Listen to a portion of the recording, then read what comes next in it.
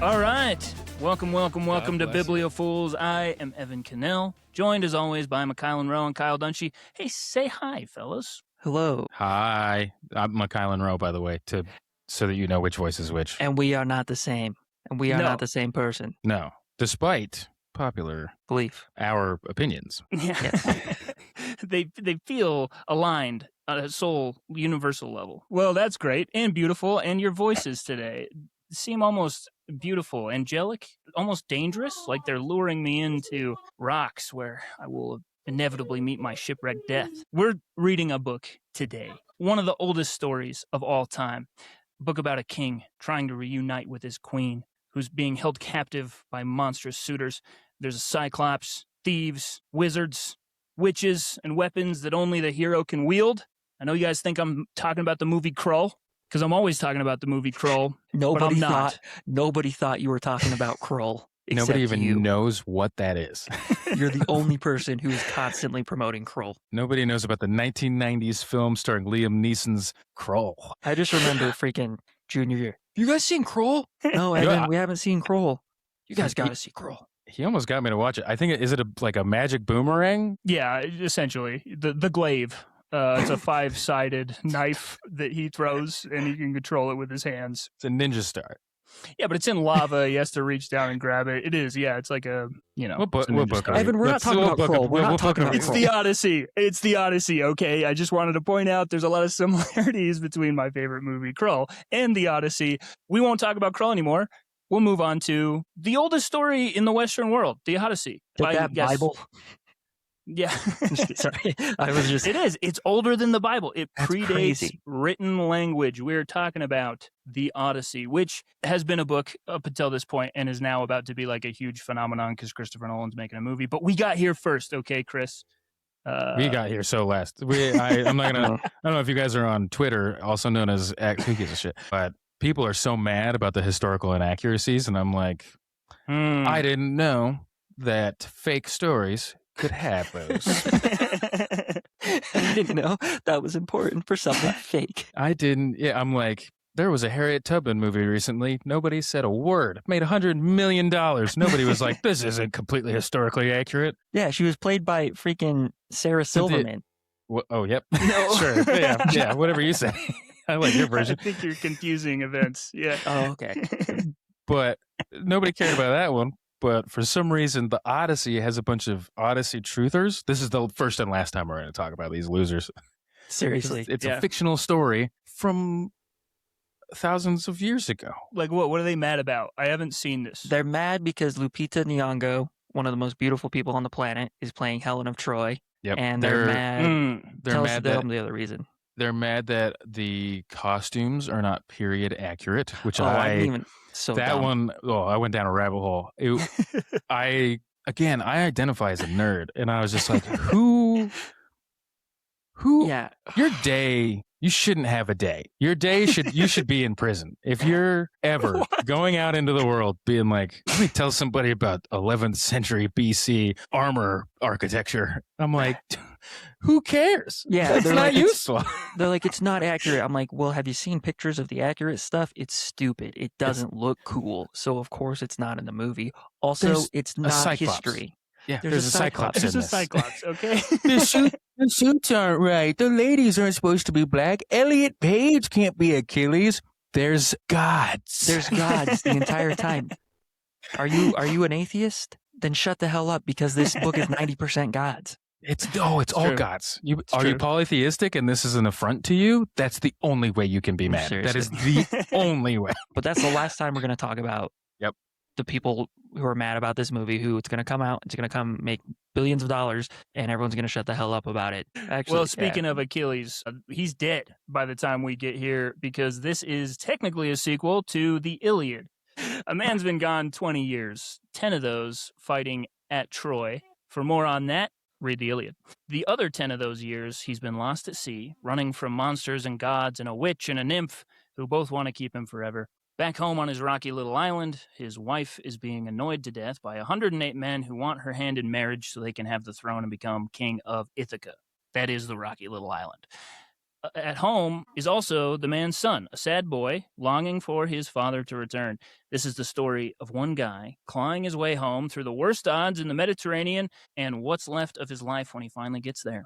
And he's played by Matt Damon, famously just always trying to get home. Oh my gosh. How did I not realize that? I think here's the thing. If you want to know if a Matt Damon movie is going to be good, it's like what's his relationship to his home? Yeah. And this is the ultimate trying to get home story, and that's why I love it. Yeah, this is where he kind of got the idea. I think it's for both. Okay, we're not going to be a movie podcast, but let me just get this out of my head because I've been thinking about it a lot. Okay, this is like the text. This is the home plate for both Christopher Nolan and Matt Damon, because Matt Damon is always trying to get back to his house, and yeah. Christopher Nolan is always like, what if a dad missed his family? Oh, that's I didn't true. even think about that. Wow. And it's also the text for everything because it's the oldest thing ever. So. Yes. It's also just anybody who's good at telling stories is essentially telling this story. Yeah.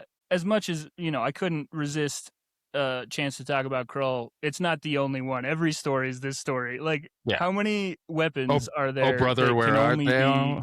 Well, oh, brother, where art thou? That's literally the Odyssey, right? Yeah, that's a parody of it. That's the most specific, like, this is the Odyssey. But everything, and then it just fans out from there. Yep. Yeah. Everything is the Odyssey. The Odyssey is everything. We are Marshall. Let's get into it. Where did it come from? Sorry, I've never seen that movie. I don't know what that Where is. does it go? Where did this story come from? Well, usually this is where we talk about some blind bitch. Is that what you said? Yeah, wasn't Homer blind if he existed? Blind. Allegedly, nobody knows if Homer was a real person, or if that's just a name later attached to a 1,000-year-old tradition of singing about the Trojan War, which may or may not have happened. We don't know. There's no evidence, I don't think. No, I think they've no found evidence. little pieces of like the locations make sense in all the books, but it's like, but there's no evidence of there being a great war or like weapons and like, no. There's no evidence of strongholds. So it's interesting. It's interesting. Can you imagine if he is a real person being the most famous Homer of all time up until about 40 years ago and then just being dethroned immediately? And of all people, which if you think about it, The Simpsons is the Odyssey. Odyssey for adult animation. Just a man trying to get home. This is going to be a running bit anytime we reference. But there's truth to it, though. Because Rick and Morty, barred from The Simpsons. Family Guy, the barred Odyssey. from The Simpsons. Yeah. So. Most of the time, he's at home, Homer. The Dunkin' Donuts commercials starring Ben Affleck are the Odyssey. So Greek bards, they told this story aloud. It's a poem. It's an epic poem, and it has like a meter. So they would sing it essentially at feasts and royal halls. That was going on for 400 years before anybody ever wrote it down. And they used a lot of stock phrases that they repeat over and over again, like rosy-fingered Dawn, which is probably in the text like a billion times. It's a lot. There's no Dawn that's not rosy-fingered. Did you notice that? They never just say fair. the sun came up. That's a universal term, I guess. I guess so. Somebody, call him Homer, gave that tradition its final shape around 700 BCE, right as the Greeks were inventing their alphabet and putting their sons on boats to colonize the Mediterranean. The Odyssey was the story that generation needed. A man trying to come home in an age when leaving home was suddenly what everyone was doing. Okay, so usually this is a pretty fast part before we get into the book, and maybe there's some bits, but I went down a Wikipedia rabbit hole. Okay. About what this story is. I was just like obsessing over these like thought patterns, because you have Homer, who we don't know who it is, and it's like an oral tradition, so this story is already being told by hundreds of people and nobody actually knows the origin. There's no way to prove it, right? And then after that, this version of Greek is a different version of language, and this pentameter, like the way that the poem is told is like you cannot translate that to English as a direct translation. And then, well, you can, but it doesn't sound right and it's hard to do. And then through all of that, there's been like 17 different people who have translated this from that already hard to break system. And they're responding to the previous people's translations and where the book sits in history. So I texted you guys. I was like, this text itself, whatever you feel about the story, Evan, this text itself is like this fascinating remake of a remake of a remake of a remake of a remake of a remake of a remake of like it's just repeating itself and in conversation with itself the entire time. And we haven't read a book like that, and I've never read a book like that, because even if you compare it to like Shakespeare, right? Yeah. We know, even if we don't know if that was like the one, there's all these conspiracy theories about the guy, but we know exactly how it should sound. We know how the words are pronounced, and we know exactly what it means. Because it was written in English. Yeah. We can always go back to it, right? This is so old and in another language that is not commonly, that is so up for interpretation, that it's like the act of just translating it is like writing your own book. You know what I mean? So it's like, but like this Emily Willis one, because we did the audiobook and it's the most recent adaptation.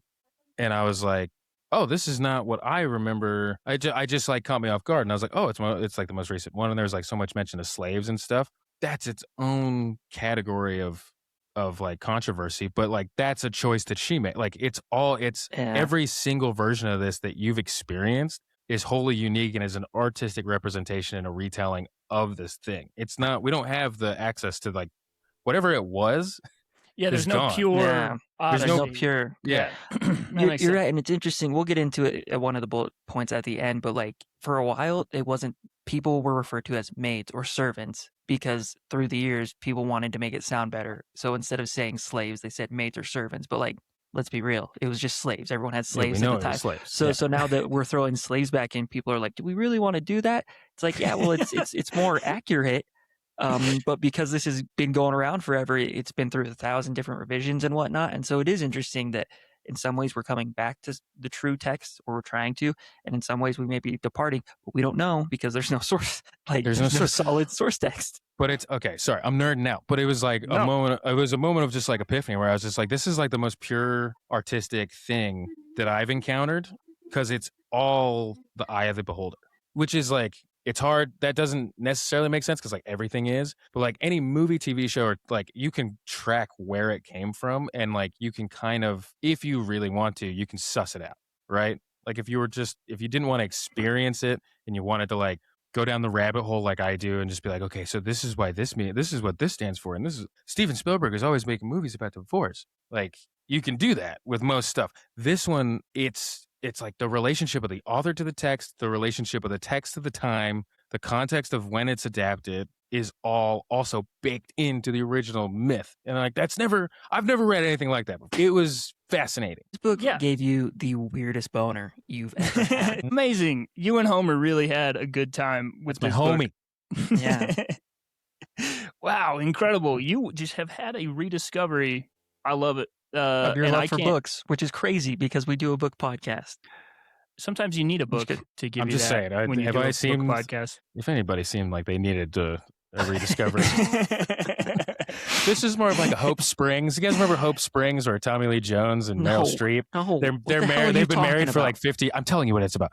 They've been married for about 50 years, and then their relationship really isn't going anywhere. And then they start seeing a sex therapist, and like all of a sudden, it's fireworks. That's what this book was. Homer is your sex therapist for literature? For my brain. Do I understand correctly?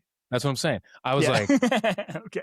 I'm like, I always liked books. I respect books. I would never want to break up with books. Like, we're always going to have a relationship, and I should love books. But this book was like, there you go. Hell yeah. Amazing. Well, let's go all the way back. The setting is Ithaca, a kingdom falling apart without its king. Ithaca is a small mountainous island off the western coast of Greece, ruled by a king who's been missing for 20 years. His wife, Penelope, his young adult son, Telemachus, and his aging father are still there. The throne is empty. 108 men have moved into the palace, eating Odysseus' food, drinking his wine, and pressuring Penelope, his wife, to pick one of them as her new husband. Telemachus is too young to throw them out, so he just waits for his dad, hoping that he's somewhere out there. It is weirdly specific with, like, sometimes the numbers are very straightforward, and it's like, it's definitely 108 suitors. And they all have names, and they were just trying to get with Penelope because they wanted to be king. Also, Ithaca does not sound that beautiful. They're just like, it's just a shit ton of rocks. Yeah. I miss my rocks. I miss my rocky home. Yeah, and they repeat like these suitors. If you like, not only are they just overstaying their welcome, and a word that we should talk about a lot, hospitality. Not only are they they're not being very hospitious. They are Hospitable, eating I think. hospitable, Yeah. hospitious. Okay. I'm making up words, Doug. Yeah, But it's not a only are they flexible doing language. they're also eating all of the pigs and the cows. Yeah, and there's a And- finite supply because they live on rocks. But let me tell you, you're going to hear about every time somebody complains about them. It's like there's 108 suitors. The best one is Antinius, and they're eating all of the pigs and the cows, and they won't leave, and they want to kill Temecula. Oh, are you talking about the 108 suitors that are eating all the pigs and the cows, and they want to kill Temecula? And it's like every single time they're referred to, the whole thing. The whole thing. They're like, just as a reminder, they're eating There's all the pigs and the 108. cows. Yeah, exactly. They're really the worst. Also, Kate, you brought up the word that we need to talk about because it's arguably just like what this whole story is about, which is hospitality. Give us a rundown. Why is that word important here? Like, I assumed you knew. Well, because it's like the Greek, it goes through everything. And I mean, we'll see it more and more, and we'll just like have like a dang, like, oh, hospitality. Hospitality. But the reason that they're there and that they can't ask them to leave is because like it's like the culture. There's like this big thing about the way things are done and culture and like the societal norms. And they refer to it as hospitality. I think that's like a simplifying way of looking at it, but it's like, we would call it like social norms, I guess. But to put a name on it, Emily Willis, the translator for this one, said like hospitality, hospitality, hospitality. And it's just like Penelope can't, if she breaks that rule, she's a bad person. She deserves to die. Like that is a big thread that runs through this whole thing of like, everybody has these rules that they have to understand. And if you break them, you die. And like, there's a thread that we'll kind of keep coming back to of like, when people break rules, they get killed. And like, it almost feels like this whole book is about rules. Yeah. Pay attention to just let's put a bug in your ear, which by the way, grossest saying of all time. I wish it was something else. I don't First like time I'm that. hearing this. What? Have you ever, people say, let me just put a bug in your ear. It's like something to think about for a while. You've never heard this? That's disgusting. Yeah, People okay, say well, that? I don't like it either. Okay, that was my point. Saying that. Hey, you know what? If you say that, hit us in our email, biblicalfools@gmail.com, and tell us why you are a psychopath. Disgusting Basically, monster. just think about hospitality as we go through the story, and then we'll definitely get back to it. But xenia is the Greek word that means guest friend. And so essentially, when somebody is your guest, when they're like coming to you to be a guest, that's like the most important relationship. That's the most important that relationship will be until, and then you know them, and then they're an acquaintance, and then it's just like you can treat them like an acquaintance, and then they eventually become your friend, where you once again treat them with as much esteem as you treated them when they were first your guests. So like xenia, we don't have guest friends. We don't have a word for guest friends in English. It's one of those words that was incredibly important to the Greeks. And then we were like, no, we don't need it. We don't need to treat our guests well. So what do we need that word for? Yeah, exactly. Get it out of here. It's interesting because I kept having this thought. I mean, that like there's the whole thing of like, why did this story stand the test of time? And I kept thinking of like, what was the point of the tradition? Like if you think back to the time, telling the story. Yeah, it was like yes, it's a big blockbuster story. So like if you're a good orator, it's really exciting, and like that was a big thing back in the day. But also, what was the point of telling the big bombastic story?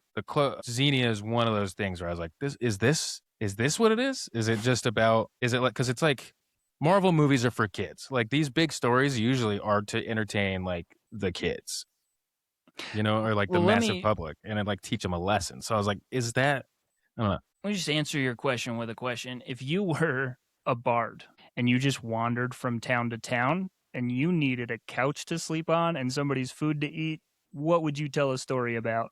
True. But okay, but here's my thing. Okay, so that's okay, I like this because it's double-edged, because like, yes, if you want, like, the need to sleep somewhere is a great motivator to like be good at orator, or like this being an orator. But your success at doing it and your longevity in doing it is the thing that you tell, as well as being good at it. Like you can. How many people do we know that are like great at something, but we're just like, man, like look at Kevin Spacey. We're like, that dude's awesome, but he's a fucking piece of shit. Like, yes, you know what I mean? Like you gotta. It's a hat trick. You got to be able to do the hat trick, or else like you can't be a Homer. Nobody's going to remember your name. Like, legacy is a pretty fickle thing. It's true, which is why when you are a bard and you stumble into town and you're about to tell a story, everybody's afraid. They're like, yeah, he might be a chill hang, but he might never leave. And so what story do you tell? You get in and you say, hey, if you don't let me into your house and feed you, the gods will kill you. And if I overstay my welcome, they're going to kill me. I just need one night. Basically, can I just have dinner? Like, let me tell you the story about how the guys that overstayed their welcome, they get slaughtered. Believe me. Not We're me. on the level. We're not going to overstay. The guy that I'm like, the guy that's on the road for hundreds of years, 10 years, and he might be a little bit of an asshole, but I would murder a guy that overstayed as well. Yeah, not me. And rules? But yeah, if you don't let me in, not going to be good. I love me a rule. Let me tell you. Give me a rule. You treat me good, I get a. Yeah. Homer was just freaking Al Pacino. No, that's De Niro. You're doing De Niro. It's a little bit of Sebastian Maniscalco and De Niro. Sebastian Maniscalco. He's funny. everybody does. Yeah, is he? Are we here's the thing, you live in New York, and you're in the entertainment industry, so I think every time he's in a clip, I'm like, this guy's a funny guy. Yeah. Oh yeah. That's the same. Honestly, I have harsh opinions about stuff, and I've been thinking about it, and I'm like, what's the use? Like, did you make something today? They did. So can you be mad? I think that should just be a universal rule. Okay. So basically keep in mind hospitality. That's the true point of the story. And that's our big, we're going to put a pin in that one. Because I'm like, is there other points? Do we have other points of the story? I don't know. Could be. That's one of them, though, for sure. One. And also, we're talking about ancient Greece, baby. Polytheism. There's gods galore. You thought one was bad. Well, up on Olympus, Athena, goddess of wisdom, is pushing for Odysseus to finally come home. Poseidon, god of the sea, wants him to suffer and die and hates him for reasons we don't learn until later. This is the world Homer's audience actually lived in. A mortal can be the smartest man alive and still be a piece in a chess game between gods who don't agree on the rules. Zeus, technically in charge, mostly tries to keep the peace. So polytheism, baby. We got gods galore. And they're all having sex with everything. Yeah, they are. They really are. So much. And like what happened? Zeus somehow was impregnated by something and Athena popped out of his head. I think the essence of wisdom or something. Zeus is always coming down. This is just a Zeus tangent. He's always coming down as animals to impregnate people for some reason. Instead of just like, I don't know, you could pop down as Hugh Jackman or someone handsome. He's like, I bet she'll dig a swan. It's like, I think that's one of those things of like things over time. You start to get like the first couple times he's like, let me be a hot guy. And he's like, all right, let me try hot girl. And then he's like, all right, I don't know, sheep. Let's try see if I can. Can I pull it off as a sheep? Yeah, I'm trying to have some fun. And then he just goes back to Poseidon. I'm like, dude, I fucked the chick as a scorpion. Don't ask me how. I still don't know. I did. And Poseidon's like, you're gross, dude. He's like, no, I'm badass. Now get back in the ocean. I'm real freaking awesome, man. I'm not weird. You're weird. I'm your dad. Leave me alone. He's not his dad. This is his brother. I'm your dad, brother. He's kind of his dad brother, yeah. It's really confusing. It's hard to keep track of. And the gods are preposterous. It's crazy. Like, I don't know. I would have had a hard time because I had a hard time with one god and I was like, wait, but like, why cruelty? And if I was a Greek, I'd be like, man, fuck these guys. Dude, this sucks. They're insane. Zeus opens the poem by complaining about how mortals blame the gods for everything and they mostly bring all their sorrow upon themselves. But then the whole epic is like the gods bringing sorrow on very specific people for reasons that only they know. Think of it like, is it like with horror movies where they got really into like, this demon is your trauma or this demon is your grief? You know how that became like a really annoying trope for like elevated horror for the Babadook effect thing. Yeah, right? Or like it stands in for something in culture where it's just whatever. I wonder if the gods are just kind of like a trope thing where they're like, we don't really have a way out of this. It's like the Michael Bay, he's going to do the spinning shot of his heroes standing up in slow motion. Like, every time you're writing the story, you're like, okay, I just need to. So Odysseus is going to be like, I don't know, in like a hole. There's a Cyclops there, I guess. I need to stop him from getting home. The Poseidon. The ocean's dad. The ocean is the Cyclops' dad. Okay, cool. There we go. All right, now we're cooking. It's a good point, though, because I don't know, Kyle, you might have feelings about this. Like, they all stand in for nature, and nature's insane. Nature will shipwreck you for no reason, so you kind of have to. The god of shipwrecks has got to be unpredictable. Yeah. Most of them stand in for nature to explain the unexplainable, and I'm not smart enough to say that. But then there are ones who are just like, I'm the god of wine. It's like, okay, man, cool. I didn't really get that to be explained to me. Yeah. Yeah. Well, and then that makes you pretty unpredictable. So I guess we're back to natural phenomena. There's only a few key players as far as the gods go in this book, which is nice because there's so many of them. And I remember when we took Latin in high school and we studied these guys quite a bit, or the Roman adjacent versions of them. Yeah. And just being like, this is insane. Like you said, Evan's like, we grew up with one god. I can't imagine having to, and then just being on your toes all the time. It's like, oh, I don't have to please Zeus, but then I also gotta please Hermes, otherwise he won't give me my packages on time. Or like, I don't know. It would just be stressful. It's a stressful living. I mean, our Hermes, the movie Hercules really called it because it was Paul Schrader. Is that who it was? It was like a bald comedian in the early 90s. And guess what? Our Hermes now in real life is Jeff Bezos. A bald joke. Boom. Topical. Freaking got him, dude. I'm just like the boys. Dude, I'm just like the boys. I'm so topical. You are topical. Doesn't Homelander just gets depowered and stabbed with a crowbar, right? We're a spoiler show. We can just say that. That's what happens. It was good. I liked the last episode. I watched the last part on YouTube because I don't have the time or the mental capacity to watch all that shiz. I was happy with it. Yeah. Anyway. I think, okay, if we're going to connect those things to the book, though, this book... We don't have to. We can go right. But it's like, if we're thinking about like the orator, right? It's like you want to empower people who are like undereducated, right?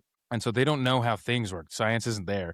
So what do? You're like, okay, so the wind is, I don't know, the clouds and the wind. There's Zeus. He's in charge. Like you give a name to, it's like a storytelling rule of like you name everything. So when you have to recall it, people understand what it does and who it is. I feel like it is just like, this is a shorthand to understand a thing. And it feels that way in the book sometimes, but then Athena fucks that whole thesis up. Yeah. I kept trying to be like, oh yeah, it's just like, it's the ocean. And then, yeah, it's really Athena that caused the problems. But Kyle, you said it.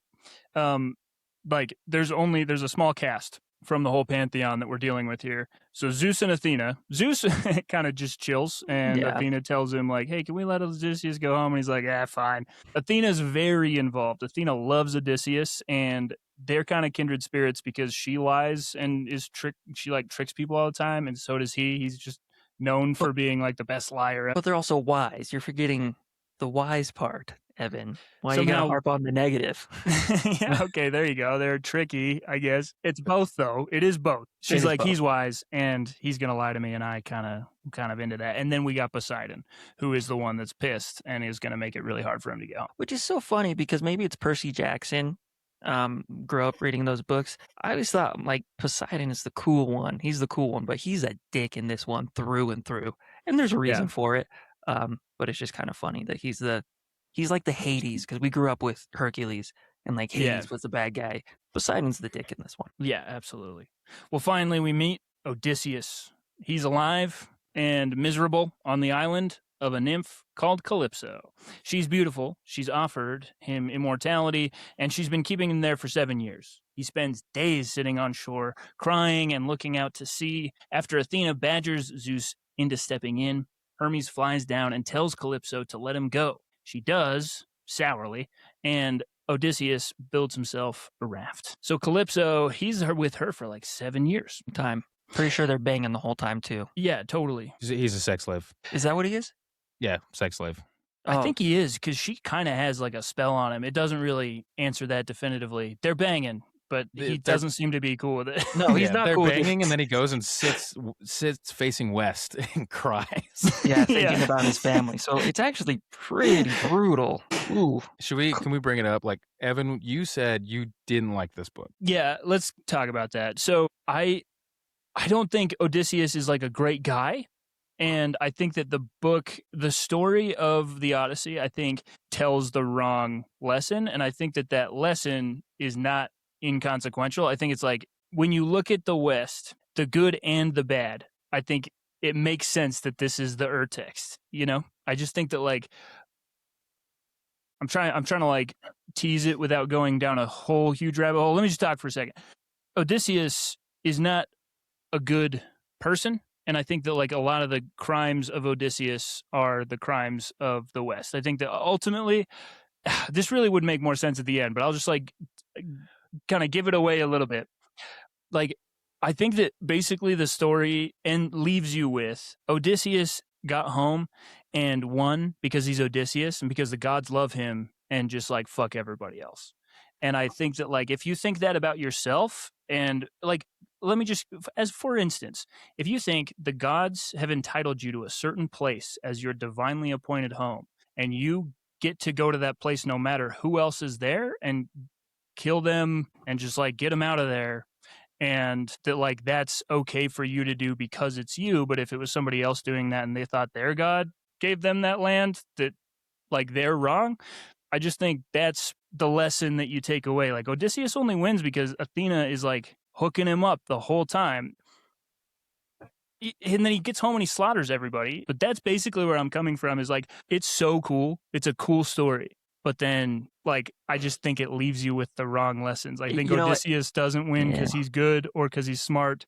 He wins because the gods love him, and that's just what it is. Partially, I agree with you, but also I disagree. Yeah, I'm a little in the middle, but I think we'll need to talk about it towards the end. Yeah, but that's a setup for later. But anyways, we'll get into it more. So Odysseus does build himself a raft, and Calypso's like pointing all the trees out that he should use. Calypso's like, fine, I'll help you get home.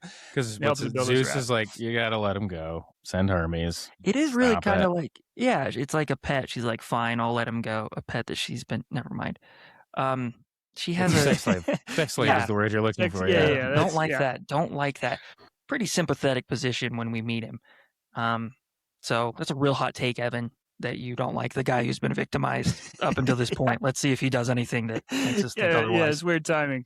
Although, okay, here I will say I feel less like that at the end of the book than when I came into it. Because I think there's a way to list the events of the story that paint Odysseus in a worse light than I think if you actually read the story. Because I was under the impression that he was just like, Penelope better be faithful, but I'm going to live with this nymph and we'll be having sex for 7 years. But it wasn't like that. And that did make me feel worse about it. He does have consensual sex with Circe, though, but we'll get into that. But that's only a year. It's only a year-long affair with Circe. And I guess he learned his lesson because Calypso's technically after Circe. Yeah, that's and I think that it's you learn okay. I don't know how to say this. I'm gonna have to cut all this, but it's because the story is told non-sequentially, which is why freaking, of course, Nolan's doing it. He's like non-linear. Please, the time it's all stories. I think that every single mistake that he makes that he tells the royal court is why the story happens. Interesting. It is the most pure form of like the hero's journey, where he's saying, "I've made all these mistakes, and this is why I'm still not home." Like you see, I can get on board with that. You see it just doesn't happen in the same way, but it's every single bad thing he does. He gets turned into a sex slave and then has to correct it. Yeah, you're right. He is. Yeah, okay, all right. He is pretty sympathetic until he gets home. Yeah. And then she builds him a raft. He gets on the raft. Poseidon immediately is like, I'm going to sink that raft. And then there's a big storm. What the hell are you doing here? I know the theme of this book is Poseidon just like, you're in my world now, bitch. Because every time he steps on the water, Poseidon's like, hell yeah. So Poseidon immediately just like, Hulk Hogan is a good Odysseus, I think. Hey, listen here, brother. Yeah, I'm gonna sink that ship. And then some Randy kind Savage, of goddess thing pops out of the water. She's like, part of your world. And then she comes up and then she's like, here, take my shawl and wrap it around you, and then nothing can hurt you, and take off all the rest of your clothes and swim until you hit land. And he's like, I'm not doing that. And he goes back to his raft, and then the raft breaks in half, and he's like, all right, here we go. And he takes off all his clothes and he jumps in with the shawl, and then he swims for 2 days, which badass right there. Yeah. And then he gets crushed up against some rocks, and then he's all caked in mud. And then he goes to a cave and he's just like sad, mud caked man in his cave. And then he wakes up the next morning and Nausicaa is there and not the Valley of the Wind. This is just a girl named Nausicaa. And she's like, hey, you want to get married? Kind of. She's giving him all these spicy eyes, and all the other servant girls are like, hey, he's naked, and they run away. And she's like, I'm not afraid.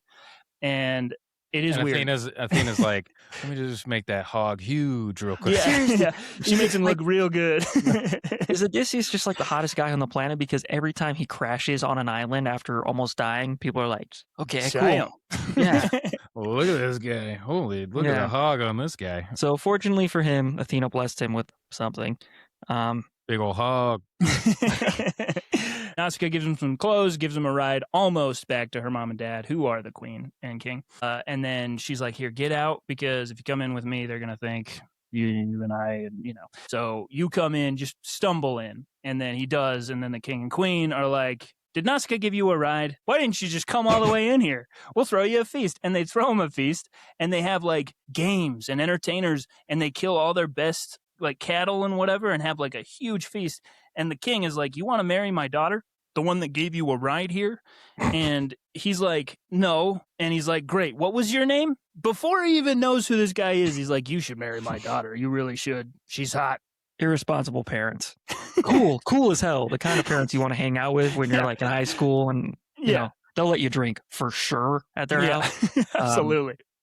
But then the Phoenicians are the nicest people. They're yeah. Bang my daughter, dude. Dude, go ahead. Everybody.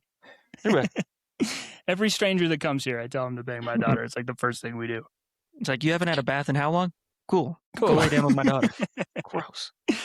And anyways, they don't know who he is, but they're a peaceful seafaring people on a magical island famous for ferrying strangers home. That's going to remember that. So Odysseus sits down and starts telling them what happened to him after he sailed out of Troy. He expected the trip to take a few weeks. It took 10 years. And the next 4 books of the poem are him telling what went wrong. And so everything you think you know about the Odyssey happens starting now. Because it's important to know what's going on back home. But when I growing up, I'm like, I didn't know about the Phoenicians or whatever. Not much about Calypso. We're getting into the meat and potatoes of it. And it's going to be cool. I feel like the version that they told us in school, like in Latin class, was just the adventure part. Because like when I was reading it, I realized I don't know any of this shit that's going on, like the suitors and all that stuff. And I was like, oh, I guess we must have read like an abridged kids version of it. Yeah. About a guy that meets a Cyclops. That's what I remember. Seriously. I was like, there's a Cyclops. He ties himself to the mast and he has to be upright for some reason. They're like, I gotta have my feet towards the ground. And they're like, okay. And he's like, I have my feet towards the ground. Well, they're not gonna have him upside down. That's outrageous. Yeah, I just tie him, just put his hands, just common sense. His crew was very stupid. They were like, he was like, not upside down. I cannot be upside down. They're like, we get it. Odie, dude. So this is the story he's about to tell, is the one that we're talking about. He's like, let me tell you who I am. I'm Odysseus. They're like, no shit, you're Odysseus? Yeah. What? Where you been, bro? And he's like, let me tell you. You're probably wondering how I got here. Out here in the field. Or, I don't know what the song is that does that. That was nailed it though. Yeah, but that's what it is. Is that Baba O'Reilly? Yeah, Baba O'Reilly by the like, they just zoom in on his face. You're probably wondering how I got here. Oh, it's such a good song. Oh, this is the Phoenicians. They're super cool. This is Narcissa. She's hot. I don't remember her name. It's close. Nausicaa. Kyle, do you love The Who? I do love The Who. Do you love The Who? I love The Who. This is why I ask. Months ago, a really long time ago, and I've been meaning to bring it up, and I always forget. Kyle, out of the blue, just texted us the full lyrics of that Peter Townsend song. What is it? Let my love open the door. Let my love open the door. The whole lyrics, no context. And I was like, I got to ask Kyle about this one day. So you love The Who, or what's happening? I was sitting in the doctor's office one day, and I'm like, I love this song so much. And so I just wrote out every lyric and texted it to you guys. and the doctor still wasn't there by the time I was done. So that's jacked up. Anyway. Man, I love it. Amazing. I listened to Substitute, and I was like, these guys were ahead of their time. Anyways, so good. I'm kind of discovering The Who right now, you could say. So good. Okay, speaking of The Who, Peter Townsend was the first guitarist to make smashing your guitar famous, and Odysseus has smashed up on some rocks. So here we are, after Odysseus leaves Troy with his crew. The first stop is an island where people eat plants that wipes their memory and ambition. So the locals are friendly, but Odysseus has got to get his men out of there because he needs them to want to go home. They offer some to Odysseus' scouts. The scouts immediately stop wanting to go home. That's a problem. Odysseus has to drag them back to the ship in tears and tie them to the rowing benches, which is just sort of, I think, a symbol of late-stage capitalism. The Lotus is the first monster of the Odyssey, and it isn't even a monster. It's just the concept of being comfortable. That's where we're at. Outrageous. Yeah, this part went by fast. I was just like, oh, Yeah. cool. It's starting off slow. We're starting off slow. Yeah, they go to an island. Someone's like, "You want some drugs?" And they're like, "Nope." And then they go home, and that's it. And Odysseus is like, "No, they do not." And they're They like, do not. sit down. Shit, be fucking I'm gonna be make cool. Be cool, man. Yeah. Be cool. We're trying to go home. I want to go home. Poseidon's So- out there. He's like the. Sorry. On the next island. Another thing that this will be big, well, it has been Yeah. big this whole time that I just want to talk about, Mhm. is that every time anything happens, somebody will list out everything that will happen and what to do. You know what I mean? like people keep telling him exactly what's going to go down and what to do and not to do, and then he does the opposite of what they say and then gets screwed. Yeah. Yeah. Yeah. So he gets to the next island. Odysseus's crew wanders into a cave full of cheese and lambs and just starts helping themselves. The cave belongs to Polyphemus, a one-eyed giant, a cyclops. If it is a one-eyed giant, it is a cyclops, definitionally. Cyclopses can be small. Name one. The one from James Krull. Marsden. Dang it. Got him. They have a name. Don't be ignorant. Okay, it's a cyclops. Anyways, the cyclops, whose name is Polyphemus, because they are individuals, not just generic monsters. Man, Kyle. I don't know what happened there, but just writing the script, really just getting prepared for the cyclops deniers out here. Gosh, the ignorance again. Anyways, Polyphemus happens to be the son of Poseidon. He comes home, rolls a boulder across the entrance, and starts eating Odysseus's men two at a time, smashing their heads on the floor, and then he eats them, which that can't be fun to watch.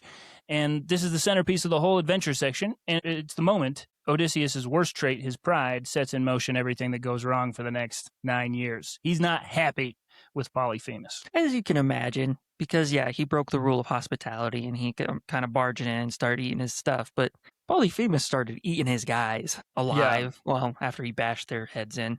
That's kind of horrifying. I'd be a little upset too. And he trapped him in the cave. But then they just kind of rolled up on him. Like Yeah. Odysseus They was didn't like, ask. "Hey, don't go over there." I think they were like, "Oh, look at those sheep. Let's go." And it's cool. It's cool. And then We'll leave. Cycloptic man attacked them. Cyclopean, I think. I don't know. I think we're arguing about made-up words here. So, Yeah. his pride, right? Odysseus, how does he get out? Kyle, tell us. This is okay. And backstory. This is the first time I was a little kid when I heard this story, and it blew my mind because one of my friend's moms read this section to us, and it was the coolest shit I'd ever heard in my life. Where scary Cyclops comes in, eats the guys. Odysseus gets him just drunk, and then Polyphemus is like, "You're a pretty cool guy. Thanks for all the wine." It's his wine. Like he's just serving it. No, to he you. got it from his. Yeah, it's he theirs. brought it from his ship. Oh, he and that's brought the from part his ship? that was Okay. very confusing to me. I was Okay. like, they Yeah. That makes more brought their sense. own wine, but they're eating his food. Anyways, go on. So it's their freaking good wine. So Polyphemus is drunk. He's like, "What's your name, man?" And he's like, "My name is Nobody." And Polyphemus is like, "Cool." And then he passes out. And then Odysseus is like, "Guys, let's get the biggest spear we can find, put it in fire, and then shove it into this guy's eye."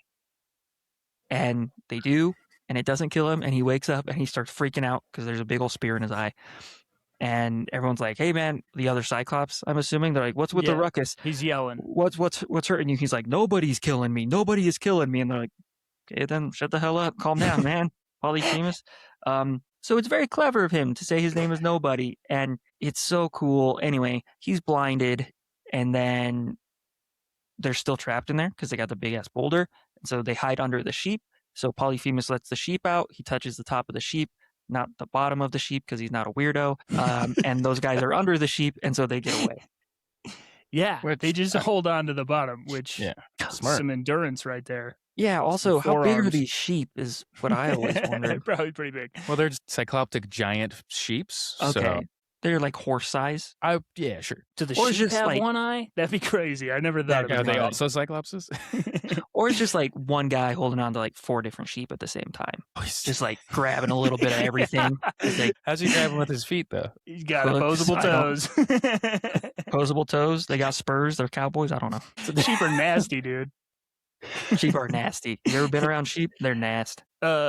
Well, yeah, and Odysseus is like on Polyphemus's favorite sheep, the ram, and Odysseus is so heavy because he's so cool that like the ram goes out last when he usually goes out first, and the Cyclops is like, "Why are you taking so long, little ram?" And then Odysseus, Because they there's a get guy out. grabbing my balls, There's dude. a giant guy down here, and then they get out. Odysseus gets back on his ship and he goes, "Hey, Polyphemus, you idiot. My name's Odysseus. You thought it was nobody, so you sounded like an idiot in front of your friends, but it's really Odysseus. So when you remember how blind you are, you can know it's Odysseus that did that to you."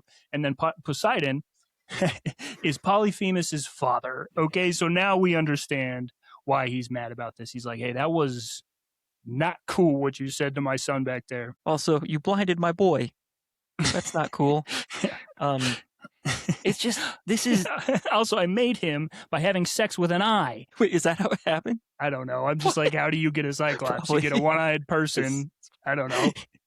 Do you know how hard it was to, never mind. I couldn't find, what do I do? But this is the point where you start being like, oh, maybe Odysseus isn't as cool as he thought, because you could have gotten you and your men away completely free, but at the last second, you just wanted to give him a big F you and be like, it was me. Yeah. That becomes a problem. Polyphemus starts throwing rocks. They almost hit him, and he's like, "Oh, shit, we got to go." And so then they guess row what away. mode of transportation Odysseus is taking? A boat Boats. in the ocean. Who's in charge of the ocean? It's not Zeus. Poseidon. That's like his whole thing. It's That's his like, place. he's got one thing, and that's He's it. really, yeah. Well, he's the shaker of earth And horses for some reason. and horses in the ocean. Makes absolutely zero sense. a lot of Venn diagram shit going on. Is that why there's does he seahorses? know? No, it's just horses. Ah, But seahorses. food for If he's the thought. god of horses and the ocean, Seahorses are his people. Okay, that's yeah, like yeah. his. That's like his thing. He's like, like can I his just thing. have one that I make? He's got What? double control of them. Yeah. Did he know? He didn't know that this is Poseidon's son. I don't know No. if he did, but it was still a dumb move in my, because he could have just completely gotten away with it with his Yeah. cleverness. Yeah. Been like, this dumb Cyclops thinks my name is nobody. That's hilarious, and he could have had a chuckle for the rest of his life, being like, "Dude But thinks what's my it- name is nobody." What's like a prank without the person getting pranked knowing? You know what Without I mean? saying you got pranked. Yeah. You're not gonna Yeah. punk someone. Yeah. If you just punk somebody and then they just see it on TV later and they're like, wait, what? What? That guy was an actor. That horrible day in my life was fake? That was a joke? The kid who crashed my car. None of that's real. No, that was real. That building did burn down. I've been in therapy about this for months. You got to tell people what you're up to. You gotta finish the joke. You can't just leave it open like that. Well, the next island that they go to, it's a new island. They get there. They have a rough time because Poseidon's not happy.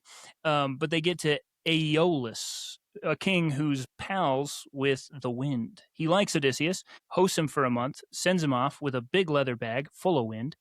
It contains every wind in the world, and they sail for 9 days. They can literally see Ithaca on the horizon. They are home at this point, and Odysseus finally is like, "Well, I can take a nap." He falls asleep, and his crew, freaking certain that there's gold in the bag, are like, "Why should Odysseus get all the gold?" They open it. The wind comes out and blows them all the way back to Aeolus, who now is like, "This could only happen if you're cursed by the gods, so you can get the fuck off my island." This is the saddest and the funniest part of this whole book is like, they're right there. He sees the They're there. smoke rising. He sees his home.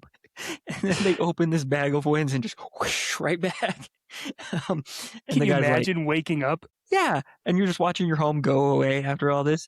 And they get back to the guy, and the guy's like, it's like, no, go home. No. I don't have any more bags of wind for you. You blew it. I love that part. You guys opened the bag of wind? Yeah. I mean, What was he you coulda cut supposed to this. do? It's not. Yeah, you don't need this means nothing. It's like he had got a bag of wind and it took him all the way home, and then they opened it and They were back where they started. Back where And they it's started. hilarious. It's Anyway. so funny, but it's also so sad because he's so close. What the hell is he supposed to do with the bag of wind once he's home? Like, Dude, I can think of a what few a weird things. gift. You just let it go. Like a balloon? Dude, Yeah, I 'cause it would makes a get fart sound. Yeah, it's a whoopee cushion that you just let go of the tip. Yeah, exactly. I would just hold a sheet and get in my rollerblades and just zip around. Yeah. The first time I was introduced, that's okay. Yeah, that's awesome. That's how you make like a Just car. Tell me that's not a good idea with That's a bag of wind. The first time I was introduced to the bag of winds motif is the SpongeBob movie. Okay, go There's on. a section where they get the bag of winds from someone, and it's Patrick is holding it, and it's behind him in his pants, so it looks like it's clearly visible in his pants. And SpongeBob's like, Patrick, do you have the bag of winds? And he pulls it out of his pocket. So the thing behind him was just like a giant turd or something. Bag of winds is Classic. my favorite. It's a classic right there. So Aeolus does give him the get off my lawn because he's like, no, I gave you a bag of wind. I don't have any more. Get out of here. You know how hard it was to get that first bag of winds? Yeah. So like, okay, I guess we'll just sail the old fashioned way. And they go to a harbor that, and the problem was that there was no wind because Poseidon's like, I'm not going to give you any wind. And so now they got to row, which his men have to do because they're tied to the freaking benches. And they sail to a harbor that looks totally perfect. It's sheltered, calm, beautiful. But on that island live a bunch of giant cannibals called Laestrygonians. Did I say that right? Absolutely not. no idea. Laestrygonians. Lastrygonians. I think it's that one. Lastrygonians. Let's say Lastrygonians. that. Locking it in.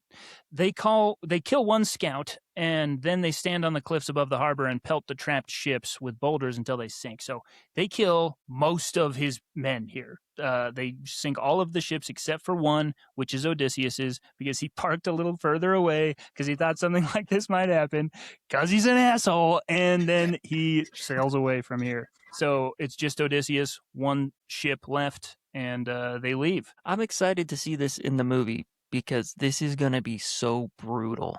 If you've seen the trailer, there's giant guys with maces. I wonder if those are the Those are definitely- Laestrygonians. Those Probably. are, yeah, they are definitely them. Because that, You know, yeah. cannibalism makes you super strong. notoriously. Of course. Yeah. You You get ever heard of the the- Donner Party? Those guys were superhuman. so strong. By the Yeah. time the survivors got there, they were just yoked out of their minds. Yeah. It's like, what have They're you been just- doing? Just Not do eating push-ups people. in the snow.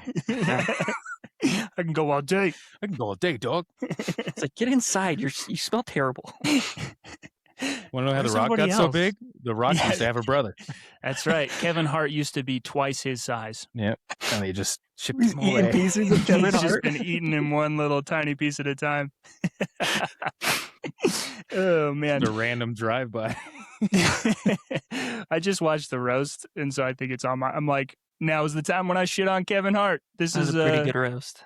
crazy roast. Did not. I started it and I was like, I don't think this is the time for roasts. Okay, and so one ship, they're down to one.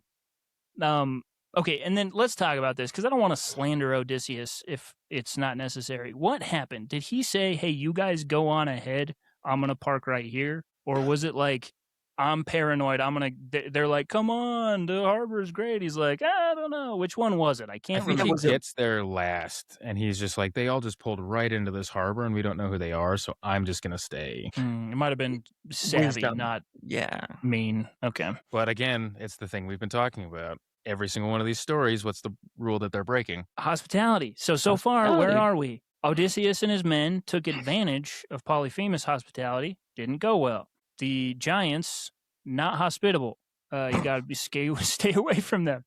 They killed 600 guys. Not very hospitable. Aeolus, hospitable, but you get one shot at that. You come back asking for more hospitality, you don't get it. Which this is the bit that I made to McKylan earlier. So Kyle, just to read you in, because I thought it was good enough that I'm going to say it twice. Okay, It's gonna be in here 2 times. just wait, just buckle up. Okay, if you are just you wait, dude. just dude, get ready. dude. Are you ready? Are you ready for this? Are you ready? Kyle, Tell me the bit. I'm not going to Kyle. think it's funny. Kyle, Okay. Kyle. No, I think you're gonna think it's Kyle. Okay. if Dude. you are a bard or some sort of a traveling orator that can only tell stories, what are you going to tell a story about if what you want is just a couch to sleep on and a meal? Okay, that's funny. Yeah, okay. I That's told really you it good. was going to be funny. Really though, I'm like, the whole story is like, hey, if you don't feed me, the gods are not going to be happy about that. Boy, oh boy, let me tell you a lot of stories about that. But I realize I can overstay my welcome, and you're probably afraid I'm going to do that. So I'm going to sneak in a few stories about people that did that and got absolutely effed. So just so you know I'm on the level, we're talking one night. I'll tell you this story, I'll eat your food, and then I'm going to go. Don't worry about it. Go. This is the perfect story to get like a couch surfing scenario. Totally. I get that, yeah. So there you go. Back to the next island. Because this book is just island hopping. Belongs to Circe, a powerful enchantress who lives alone, surrounded by oddly tame lions and wolves, who we're going to find out used to be men. She invites their scouting party in for a feast, drugs their wine, and then turns all the men that are there, which is roughly half the party, because Odysseus was like, hey, half of you go see what's up over there, all into pigs. And while leaving their human minds intact, so they're just trapped inside pigs. That's a nightmare. That's One pretty scout, rough. yeah, it wouldn't be fun. Jesus did the same thing with demons. Did he? Yeah, but then he killed him right away. Because Mercy. In his mercy, he drove them off a cliff. I just think it's interesting. Yeah, anyway. It's a big thing. I think everybody's just like, what if you put a demon into a small animal? Pigs, specifically. Mm. And eggs. That's like one in like Catholicism, right? You put Eggs? it, yeah, like do that during exorcisms. Oh, yeah. And Lent, Yeah. right? Don't they like You get rub the an egg egg on you. Yeah. I was I unaware don't know of that. anything about Catholicism. I just saw Paranormal Activity 5. That's Okay. it's probably all true. Probably Yeah. spot on. They're not lying in that one. They wrap it No. around. There's time travel. The Pope is like, you got that right. Give me another hot dog. He's from Chicago. I'm from Chicago. Chicago You guys Pope. see Paranormal Activity? Freaking wackadoo. Wackadoo. They got most of the stuff right, though. Well, Exactly how it goes. That is how it is, though. It do be like that. Well, one scout, Eurylochus, hangs back and watches, sees all that go down, and then sprints back to the ship to tell Odysseus, who marches off alone to rescue them. This is Odysseus being a big boy, and who should he meet? But Hermes on the path, who's like, hey, man, you're going to need to bang your way out of this one. He tells him a bit more than that. You're going to have to be a legendary coxman once again. Yeah, time to put that big old hog to use. We don't need your bronze sword. We need that fleshy sandal sword that you got. It's like Ask a third Athena. leg. Athena can juice it for you. We're going to need that hog to save these hogs. Best joke. That's the only one staying in. 5 stars. Keep them all. Well, Hermes gives him a magical herb called Molly, which, if you've ever had Molly, I think you understand what's about to happen. Makes him immune to her drugs. Molly makes you horny, right? Doesn't it make you like feel all real close to people? I think so. Well, most drugs, I don't know. Any Ecstasy, drug does has the that chance probably? to make you horny, I think. If only given the chance. Some make you not horny. If you'll just let it try. If you just roll the dice, you might be horny. Might be horny. So he is immune to the poison. He drinks it, and then he goes to kill her. And then she's like, let's sleep together, and I'll let your men go. And he's like, fine by me. And then he stays for a year. He's like, bet, cool. I'm doing this for my men. And my family. I'm doing this for my men and my wife. No, he doesn't think he's doing it for his wife. Yeah, But- 360 days later, he's like, I still got to do this for my men. I'm doing this for my wife. Well, don't the men also hang around and start banging The pigs. slaves? The and- locals, I guess. They're Yeah. having a good time, but it is the men that got to be like, hey, Odysseus, weren't we trying to go to Ithaca? He's like, don't you have a family? He's like, oh, shit, yeah. Oh, man. For And then a real. guy falls off a roof. And they leave. So that does happen. Yeah. And they're like, Like, oh, okay, obviously we've been here for too long. Everybody's partying too hard. Like, that was weird. It's like my Wow. favorite part of the book. I'm like, this is a tale older than written language, and this is funny shit right here. That's funny. They're like all leaving. The guy's sleeping on a roof for some reason. Then he's like, "Oh, is it time to go?" And he just steps off the roof and falls to his death. Does he have That's a kid funny. with Circe? That is Probably. funny. No, well, They're not wrapping okay, it up. yes, he does in the Apocrypha. So there's like some follow-up other things that these rhapsodes, these traveling bards would Okay. sing. They have follow-ups to the Odyssey, and in one of them, he gets Okay, Circe but- pregnant. Canon, if you can call any of this canon, he does not get her pregnant. Not in Well- the Odyssey prop. I think in the canon it leads to. It's kind of like how there's like multiple Summers brothers in the X-Men, but you're like, I only care about Cyclops. You only care about one. Mm. Yeah. Okay. It's like that. It's exactly like that. No, There's no. even a Cyclops. That's why it was So- on top of mine.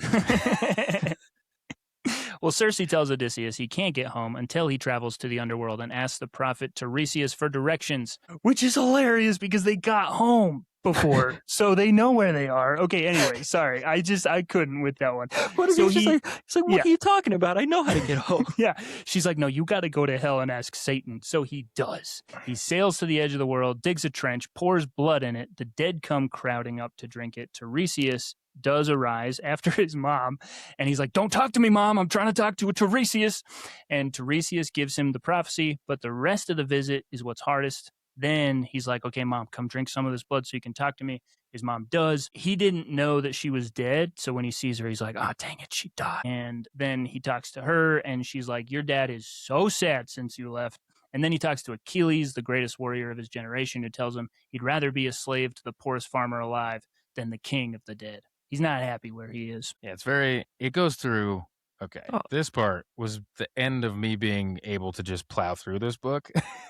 Like it reads smooth, and then you get to like stuff like this, and it's just person after person after person. That's fair. And because it's a poem, it tells you who they are, and it tells you who they are and what they did, and who they are and what people said about what they did, and who they are and what they're saying about what they did, and then what Odysseus says to them about what they did, and you're just like, all right, hey. Yeah, and if you're not familiar with like the Iliad, you're just like, who are these? I don't care. Yeah, it's ghost after ghost. We talked about the ones that people would recognize, but it's a lot of ghosts. It's a lot of ghosts. Yeah. It's like, my neighbor, Craig? Why are you here? I don't care. Literally. Well, the first guy that pops up, even before his mom, is the guy that fell off the roof at Circe's Island. He pops out. He's like, what are you doing? Like, when did you die? And he's like, oh, I stepped off the roof. Can you like go back and bury me? And he's like, of course I will. And I'm like, you're trying to go home. He's hospitable. He likes to do stuff for people. He's like, now that I know where I'm going to the place that I already know how to get to, of course I'll go back to Circe's Island. Also, I think I'll spend another year there. That doesn't happen, but I'm sure it's what he was thinking. Yeah, that part. If you think the part of them going to hell would be a lot more entertaining, it's not. It's kind of just, it's a lot of sad. It's sad and long. Just sad and long. Yeah. Everybody's just like, it was terrible. I'm so sad to be dead. And you're like, all right. Okay. Let's move on. And then another person, hey, let me tell you something.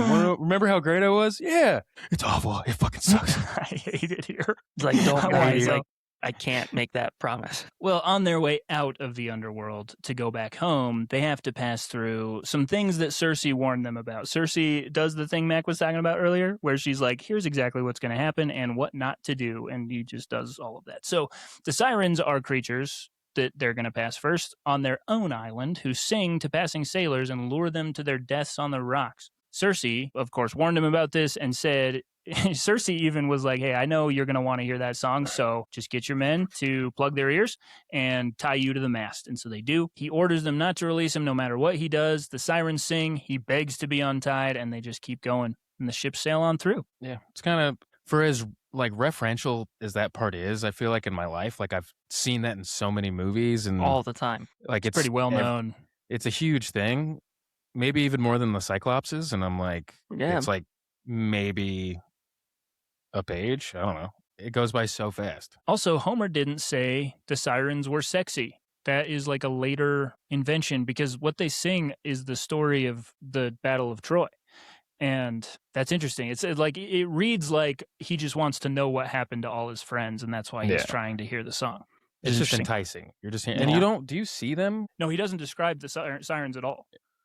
Yeah. So then they hit the next crazy, wacky obstacles, which is they have to pass through a narrow strait. On one side is Charybdis, a whirlpool caused by a giant monster who swallows the ocean periodically, and that will swallow entire ships. On the other side is Scylla, a six-headed monster in a cave who reaches out and snatches sailors as they pass. So Circe told him, don't fight Scylla, just sail past her and accept she's going to eat 6 of your men.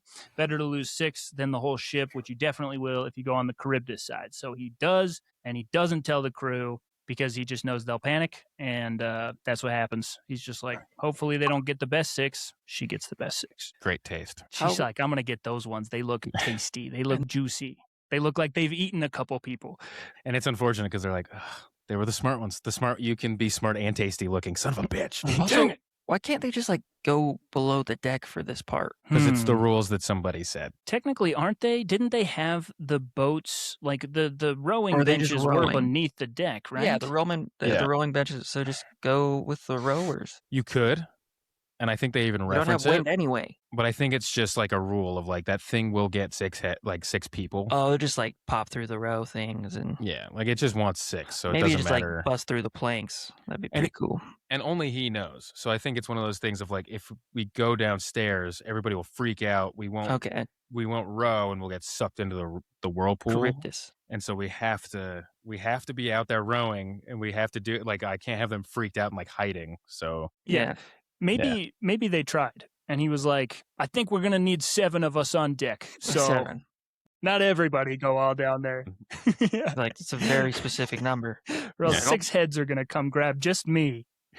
So he says that watching his men get plucked off the deck and their hands are kind of like reaching out for him as the leader, that was the worst thing he saw all the way home. So that's sad. Poor Odysseus. He's feeling bad. The last stop is a beautiful island of fat cattle belonging to Helios, the sun god. Tiresias warned them in the underworld to leave the cows alone. Circe also warned them and just said, just leave the cows alone. Odysseus warned his men, don't touch the cattle. They get stranded on the island for a month because the wind is wrong. The food runs out, and one day, while Odysseus is asleep, the crew slaughters a few cows and eats. When they finally set sail, Zeus throws a thunderbolt at the ship. Everyone drowns except Odysseus, who washes up alone on Calypso's island. Now we've closed the loop back to where we started. Except zoom forward 7 years. So like after that, he has sex with Calypso for 7 years, and now we're at the book start. Against his will. He becomes a sex slave. Yep. Maybe. There's probably ebbs and flows. Yeah. There's sometimes where he's okay. 7 years is a long. Like I bet there's a couple of years in there where he's just like, all right, you know what? I'm gonna change my attitude. That's what the issue is I got to change my attitude. And then he's like, can I just like pop out for like a beer? And she's like, no, you have to stay here and do what I tell you. And he's like, I'm a sex slave. I can't. Damn it. That was 4 years in. Yeah. Like, wait, can I not leave? I can't. Hold on. I've been having a great time. What you telling me? The crew knows that they're going to die when they eat the cattle, and they say it out loud, basically just better to die with full stomachs than starve. And so that's the level of despair. It's a pretty awful trip they've been on. You know, after like all your buddies getting killed by cannibals and cannibalistic Cyclops, and there's a whole wind bag. There's a bag of farts that fucked up the whole operation. Yeah. You're like, let me just get some. I'm just gonna have a snack, man. Kill me now. I don't care. Which once again, hospitality. The bards are like, I know some things are off limits. You tell me what the sacred cows are, I won't eat them. All right, well, the flashback ends. Now we're back at Nazca's house, Nazca's parents' house. The flashback ends.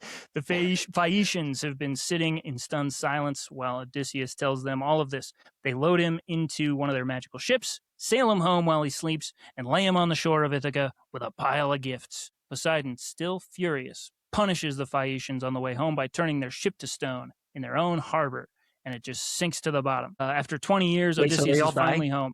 Yeah, they just sinks the ship. And it's Zeus's idea, too. That's why Zeus is such a freaking scamp in this. Poseidon's like, hey, your boys just sailed Odysseus home, and I didn't catch that, so he's home now. Thought we agreed we weren't going to do that. Can I sink their ship? And he's like, yeah. Although, don't you want to turn it to stone and then make a mountain replace their city? And Poseidon's like, same wavelengths. And then, Zeus, I was surprised by Zeus. He's just an agent of chaos, I think. I think Zeus is also like, he's a little too removed, you know? It's like the gallon of milk problem, you know? Like, how much is a gallon of milk? And Zeus is just like, I don't know, turn the ship into a statue and make their house a rock. I don't know. It's like, that'd be a lot cooler. It'd be a lot cooler. You could do that. Be a lot cooler if you did. And it's like, but those are people. And he's like, what? Sorry, what? It'd be hilarious. But it'd be funny. Come on, man. Imagine the look on their faces.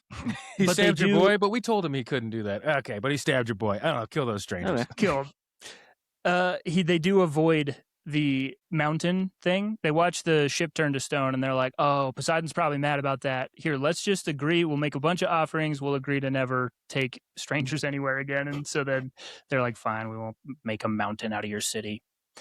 So that's what happens, which is fascinating to me, where I'm like, this is like back where the gods, it's just like, I don't know. This is where I feel like wrong lessons, right? Like you should take strangers along. You know, what's the hospitality lesson there? Isn't it like, It's the opposite. isn't that opposite of hospitality? You shouldn't, That's the weird you thing. should let them in, but you shouldn't take them anywhere. Is that what it is? Don't ask me for a ride. Is that what's going on? Yeah, that one breaks The a whole lot thing. of everything. Because I don't get it's it. also a thing that like can't be explained away by like weather. Like the one sea both the sea monsters could just be like rocks in a whirlpool, you know. But like turning a ship to stone in front of everybody, I don't know. I This just part's don't weird. think they deserved it. How I is think they no were one just going to so do that cool. with practical effects? So I just don't see it. Is going to do Titanic, except they're going to build the whole ship and it's going to be made of stone. Take that, James Cameron. He actually has resurrected the old gods, and it's that explains so much. yeah. It's been a nightmare since he started filming for the rest of us, but the movie's gonna be banging. This is It's going to going be to cool. be amazing. Well, Athena disguises Odysseus. Now that he's back on the shores of Ithaca, she's like, you're going to need a disguise. Yeah, he's back. Now he's an old beggar, ragged, bald, hunched, and tells him to walk to his own palace and find out who's loyal. First, he meets his swineherd, Emmaus, who treats the stranger, he thinks is a stranger, with kind generosity and, sorry, I read that wrong. Treats the stranger with the kind of generosity Odysseus' own court has forgotten. Then he heads to the palace. The suitors mock him. One of them throws a footstool at his head, and he just has to sit there and take it. As if you didn't like these guys enough. They're throwing stools at homeless people now. That's like their whole move.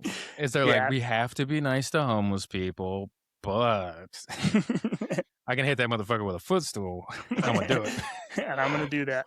108 times. It's just one stool.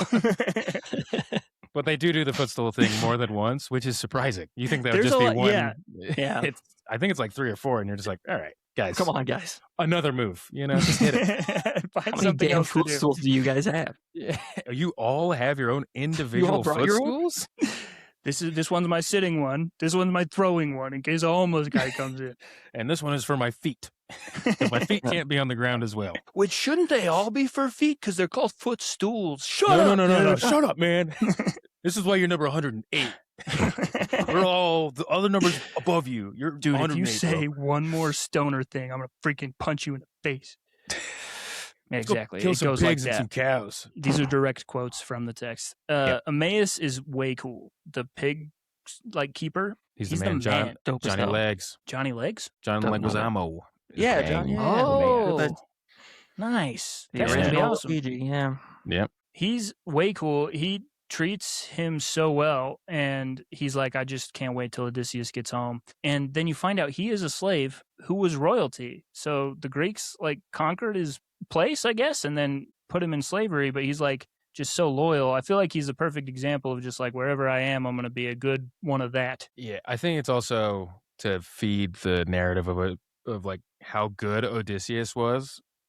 And I think it's but it's like Odysseus was such a good ruler because he treated everybody well and upheld rules. And it was just this is how you make everybody happy in a good place. Then he went to war and got warped because he was with Menelaus and all these guys who were just monsters. Yeah. And then he came back, he changed from the war and kind of forgot about his old moves of we got to be good. We got to be cool. You Yeah. got to treat everybody good. I didn't realize this. I brushed up on the Iliad before this. When Agamemnon and Menelaus or whatever recruit him for the Trojan War, he pretends to be dumb and he does everything he can to get out of it. He's like, I'm just plowing my field or something, and they're like, he's faking it. Put his son in front of it so the horses run. But he doesn't want to go to war. He doesn't want to fight. So you're right. He seems like a pretty noble guy, but he's been pretty changed. Which adds another layer, I think, to what potentially happens next. Not potentially, it does. But It's going to happen. It happened. But I think it's a warping of he always thinks he's smarter than rules and smarter than his own his own emotions are like second to how smart he is, but then you see that that's not true every single time. It's like with Cersei, like it's like a witch turned half your men into pigs. He's like, I'm gonna go handle this. He gets up and he's like, it's gonna be me and only me. Don't come with me. But yeah, so I don't know. It goes back and forth because he tried to get out of the war. That's noble as hell. Whatever. Bone spurs, whatever. So he gets not to that kind of. But this Trojan horse was his idea. That's true. He was like, let's all get in there, give them a gift. Speak about hospitality. Come on, you give them a gift and then you pop out and you burn their city to the ground. That was his idea. He's a wily one. He's a complicated man. Complicated. I think it's an interesting reason. Okay. I think the idea is like being clever on its own face can be just only a bad thing. You know what I mean? Like, I think that's why like wisdom is like the god that he like is in love with him, is because he is like a wise, smart guy. But every time he uses it for the wrong thing, bad shit happens. And like, it's a direct, like, you're pushing against fate by just like using the great skill that you have for the wrong reasons. And so you are punished, like, karmically, Yeah. Complicated. There's a lot of like, yes. So, but Emmaus, I guess the one thing, sorry, this is like way back. I just thought that there was a detail out of here that I was like, that is as compelling as anything I've ever read. And it's like, this story's so old, which is so cool. I think I really would have enjoyed hearing a telling of the Odyssey because it's a cool story. There's a couple parts that hit hard, but one of them is like, he talks to Odysseus, he shares his food, he shares his coat. Which Odysseus is like trying to test him to see, I wonder if I can get him to share his coat. And he does. He gets him a coat and he puts it on him. And then it's like all the men are going to sleep, but Odysseus is still awake and he just watches him go out with the pigs and like sleep with the pigs because he's like, all of my other men, like the people that normally would be watching them at night, just got drunk with Odysseus and fell asleep. So he's like, I'm going to go sleep with these pigs. I just thought like, this guy's a prince who's been reduced to a slave. And I think it's like, this does speak to the ancient Greek idea of virtue. And Aristotle came way later, but like Nicomachean Ethics, he's like, you can be a virtuous whatever you are. Wherever you find yourself, you can be virtuous. And I think Emmaus is like a good example of that. I just thought that was cool. Sure. Yeah. There you go. That's my long rant. I had to take a couple loop-de-loops. But we're going to do we've done almost 2 hours of those, so we're going to keep on doing them, to the losers. part about the dog. Oh, that part's so heartbreaking. Okay. No. Well, on the path up to the palace, so we talked about Emmaus. Odysseus tells elaborate fake life stories to everybody that he meets, including his own father, when he doesn't have to. Scholars call these Cretan lies. He's a man who's gotten very used to lying to survive. He also shares the room with the 108 men trying to marry his wife and steal his throne and says nothing. So he's like in there. He's showing a lot of restraint, essentially. But I'm going to pee real quick, but keep going. You want me to keep going? We can sure. wait. No, keep going. Because I hated this part, so keep going. Okay. Oh, the dog. Yeah. You are opting out. You're trying to get away, so we don't see you cry about the dog. I just have to pee so bad, and I'm like, I don't need to hear about the dog again. It's perfect timing. Just dodging an emotional bullet. That's what's happening. Okay. Smart. Well, on the path up to the palace, an old dog lying in a manure pile lifts his head at the smell of the beggar walking past. The old dog is Argos, the puppy Odysseus had raised before he left for Troy. This is 20 years later. Neglected, covered in lice, and half dead, Argos recognizes him instantly. Odysseus is in disguise and can't react, but he turns his head away to hide a tear. The dog dies in that same moment, having seen his master for one last time. So he looks over at him and he says his like tail thumps, and then he dies. It's so sad. Bad, but it's so sweet, and that's what dogs are. He just waited the whole time. Like, he waited the whole time. He's like, and he saw his guy again, and then he's like, okay, now I can die. And he dies happy. The dog dies happy. It is a good, like, because I was like, oh, what? He just gets home and, all right, this is like a spoiler again, but like, he's about to commit genocide right now. Like, he's about, like, these suitors are going down. But I think the dog is a good representation of, like, look what they did to Ithaca. I think he's like, it's what you're afraid of. I feel like every time I like leave as a father, like to go to like a business trip or something, like every time I'm gone away, you're just like, I hope my family's okay. I don't know. I guess let me not get on a pedestal. I just feel like it's like, this is your worst nightmare as a father and as like a a ruler of a place that you care about, or even just like a person that, like your homeland, what you want for your home. And I think the dog is like a good representation of like, they've just let this go and they've got to pay, you know? Yeah. It was when the dog happened that I was like, maybe they do all deserve to die. Anyways. Yeah, they threw his loyal dog out and left him in shit, and it's sad. You can read the next bullet point. You don't have to. The dog Or the dies of last two. joy is what it says. The poem, Homer's not being subtle about that. He dies of joy, which I didn't know you could die of. Yeah. He's just so excited. It's like when Padme Amidala dies of heartbreak. You know, sometimes you can die of the craziest things. The darndest things. It's been called the first great dog story in Western writing. 3,000 years later, it still works. Get used to a bunch of people naming their dogs Argos after the movie comes out. Who the hell names their dog after a Christopher Nolan movie is embarrassing and shameful to even think about. Grow the F up. Name a dog Sharon or something adult. I don't think dogs should have adult names. I think maybe you may be missing the Yeah, it's I don't know. It's No, I get the joke, but I'm like, You're like, I want to talk about the Sharon thing. yeah, the Sharon thing is where I really got locked in. You're like, now that's crazy. Sharon's Now, crazy. For the That's- listeners at home, Kyle, break it down. My dog is named Murph after Interstellar, so that's why I know for a fact people are going to be naming their dogs Argos after this movie. Like, you're going to meet a few because it's the Yeah. best boy in all of literature. They're going to name their dog that, as they should. Yeah. But I did mean, it first. People also named their children Daenerys after Game of Thrones, so it's a pretty That's a low wild bar. Low bar. That's Well, true. Matt's going to get a dog, and he's going to name it Argos, and then I'm going to get a dog, and I'm going to have to name it Rachel. I want to. That's a good name. That's for a great dog. Every time you go to the vet, you're just like, sorry, this is Rachel! Rachel! No! Yeah, exactly. No, you're not supposed to come for me! It's my favorite. You have those stims that just are in your head and you can hear it immediately? Yeah. That's one of them. Yeah, you get you triggers. Yeah. Amazing. Yeah, I want We to. cut that. Tiff It was wants so another. good. We're keeping it all in. Absolutely. Tiff wants another cat. And I said, well, I'm allergic. So I was like, eventually, if we get more space, maybe. But if we do, I want to name him John Lithgow. That's awesome. Yes, That's perfect. I'm in. I'm a yes on that. Oh, yeah. I want either John Lithgow or Philip Seymour Hoffman. Oh, that one's a sad one. I would feel sad every time. But I want to keep him alive in my heart because he's always in my brain. I think about him so much. I think about Interesting. Philip Seymour Hoffman a weird amount, which is like almost every day. I'm just like, remember how Remember good it Philip? was? So good. He was So good. incredibly good. Well, he finds Telemachus alone, and he is Odysseus. We're back with Odysseus. He finds Telemachus alone and drops the disguise just for him. And the two of them weep and start plotting.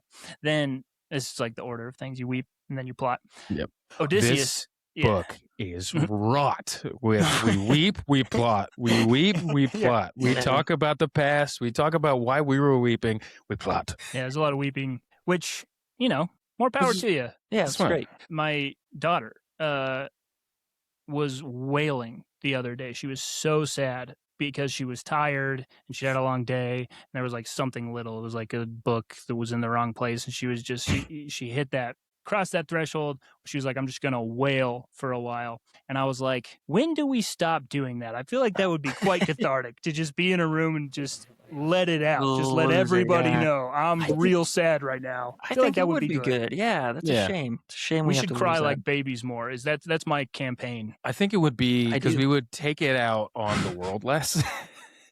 Yeah, you I got think it. Out. people, you get sad and you get to the end of your rope, and then you're just like, you know what I'm gonna do? I'm gonna get on Twitter and hate black women. Like, I think that's what it's become.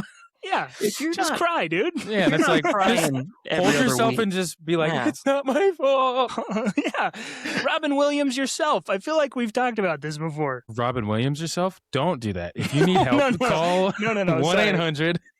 I mean Robin Williams from Good Will Hunting, but I now Oh. see why Okay, Robin yeah, that Williams was yourself dangerous.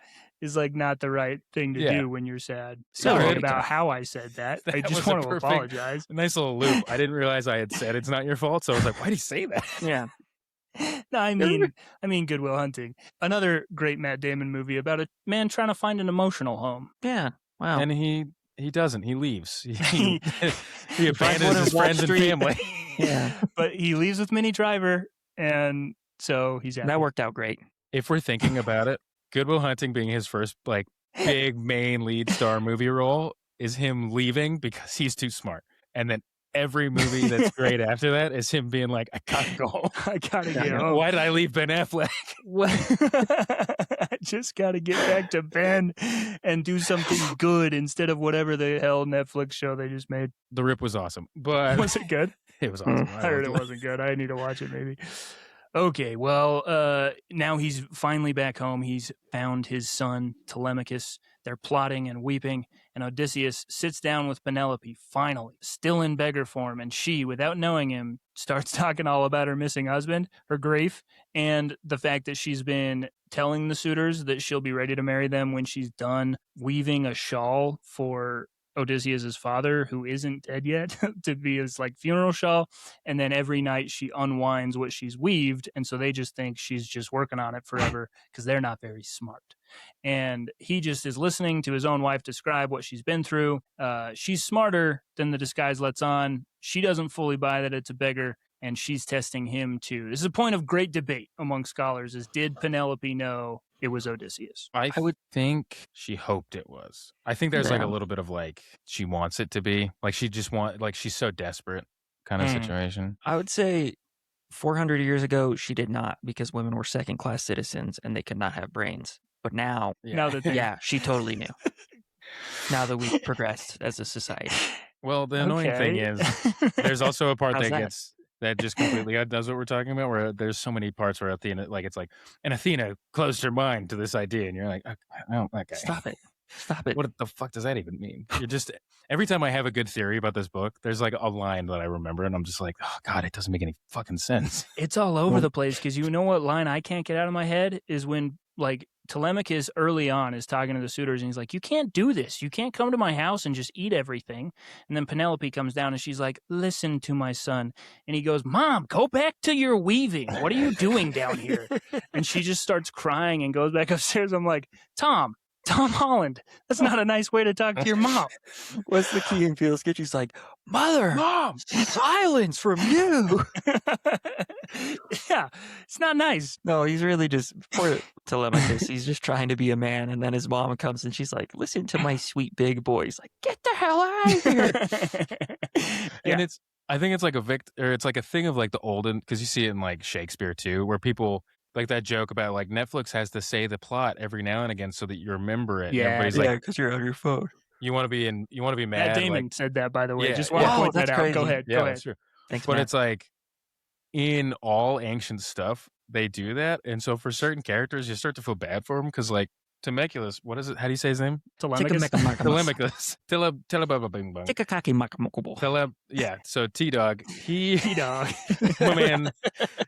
my man T, they keep having to say what his issue is and why he can't do stuff. Like, and it's with every character, but with his, I felt so bad because it kept just being like, and he was young and he was not enough of a man to stand up to these suitors. And you're just like, God damn, every time they say his name, you just got to be like, and he's just a little bitch.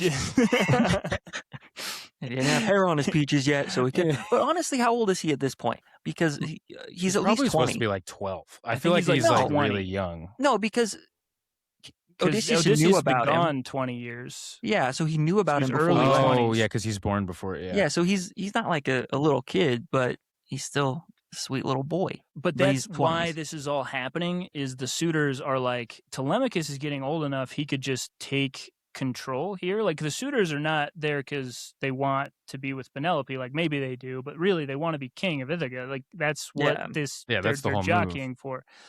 And so Telemachus is getting old enough where they're like, does he have just like birthright? Can he just step in and be the king? And so they're really putting the pressure on. And that's why Telemachus is like, hey, you guys better get out of here. And they're pushing back. And Antonius is Robert Pattinson.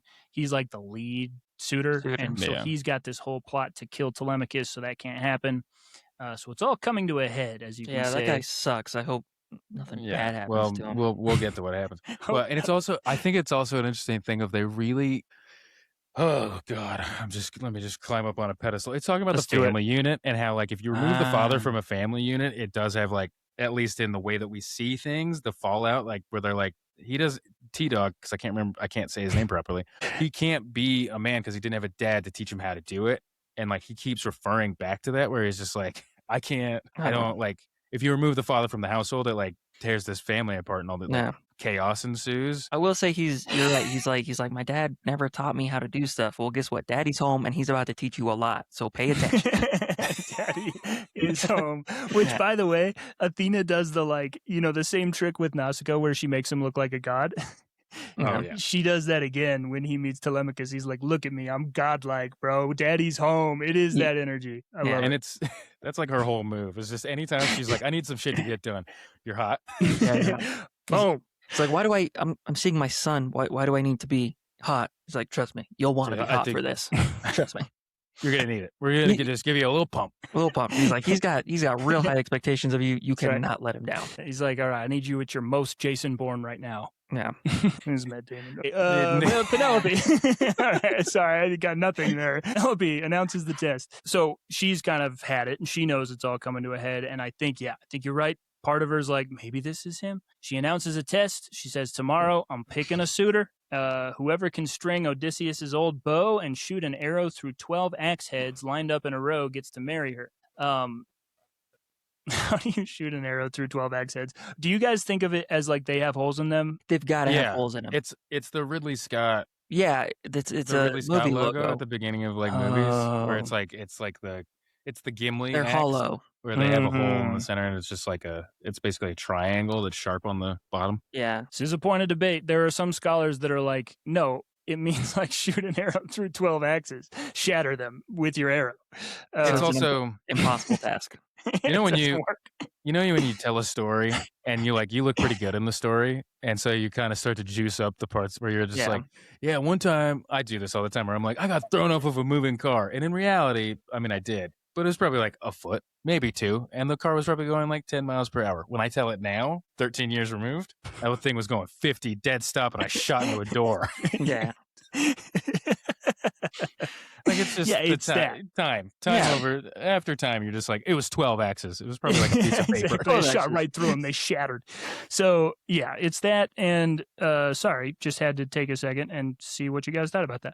So the suitors, they try one by one. Nobody can bend the bow. Famously, this bow was only bendable by Odysseus. Then the beggar asks for a turn. They laugh at him, but Penelope says, let him try. He picks it up, strings it, fires an arrow through all 12 axes. Thunder rolls in the background because Zeus is like, hell yeah. And then, no shit, Odysseus looks Antonius right in the eyes and said, I shot through all 12 axes. How you like them apples? That's how it happens. And then he shoots that motherfucker. No, he just shoots him. No, yeah, he just murders him. How do you like them apples? Then he shoots his Adam's apple out. Yeah.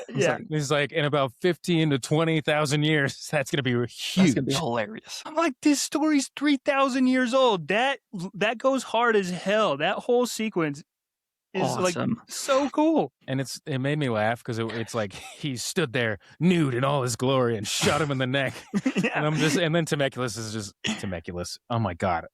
Telemachus. You got to watch more Bluey and then you'll just understand. It's making me think of Temecula, the place in California, and I just keep going back to that. I can't do names. T-Dog is like, let me go get us like some armor now, and just runs off. He's like, oh, it's on. You guys are so busted. Dad's home. You're so busted. Let me go get our stuff. My dad. I'm going to get our stuff, and then me and my dad are totally going to beat the shit out of you guys. There's 108 of them. There's 2 of these guys. Telemachus is like, let's fucking go. So he grew up into a man overnight. But the night before, Odysseus had like padlocked all the doors. He had the servants like lock the doors. There are 2 servants that are in on it that know he's home. There's a couple. 3. They lock the doors. They hide all the armor and weapons so that the suitors only basically have what they're wearing at the time. And do you think? Yeah. Do you guys think you're locked in a room? You have a sword. Everybody else, they're wearing tunics and sandies. You know what I mean? And you're butt ass naked with a bow and arrow and like 15 arrows and a sword and a shield. And you just have a sword. Oh yeah, you have a sword and a busted ass shield. All right. Do you think you're clearing the room? Be honest. 108 men. Yep. And it's you and your boy. You with my boy? my pussy son. little bitch boy son that everybody, including his mom, is just like, he is just not a man. I don't know, dude. I think I'm going through quite a few, especially after everything I've been through and seeing how my house is.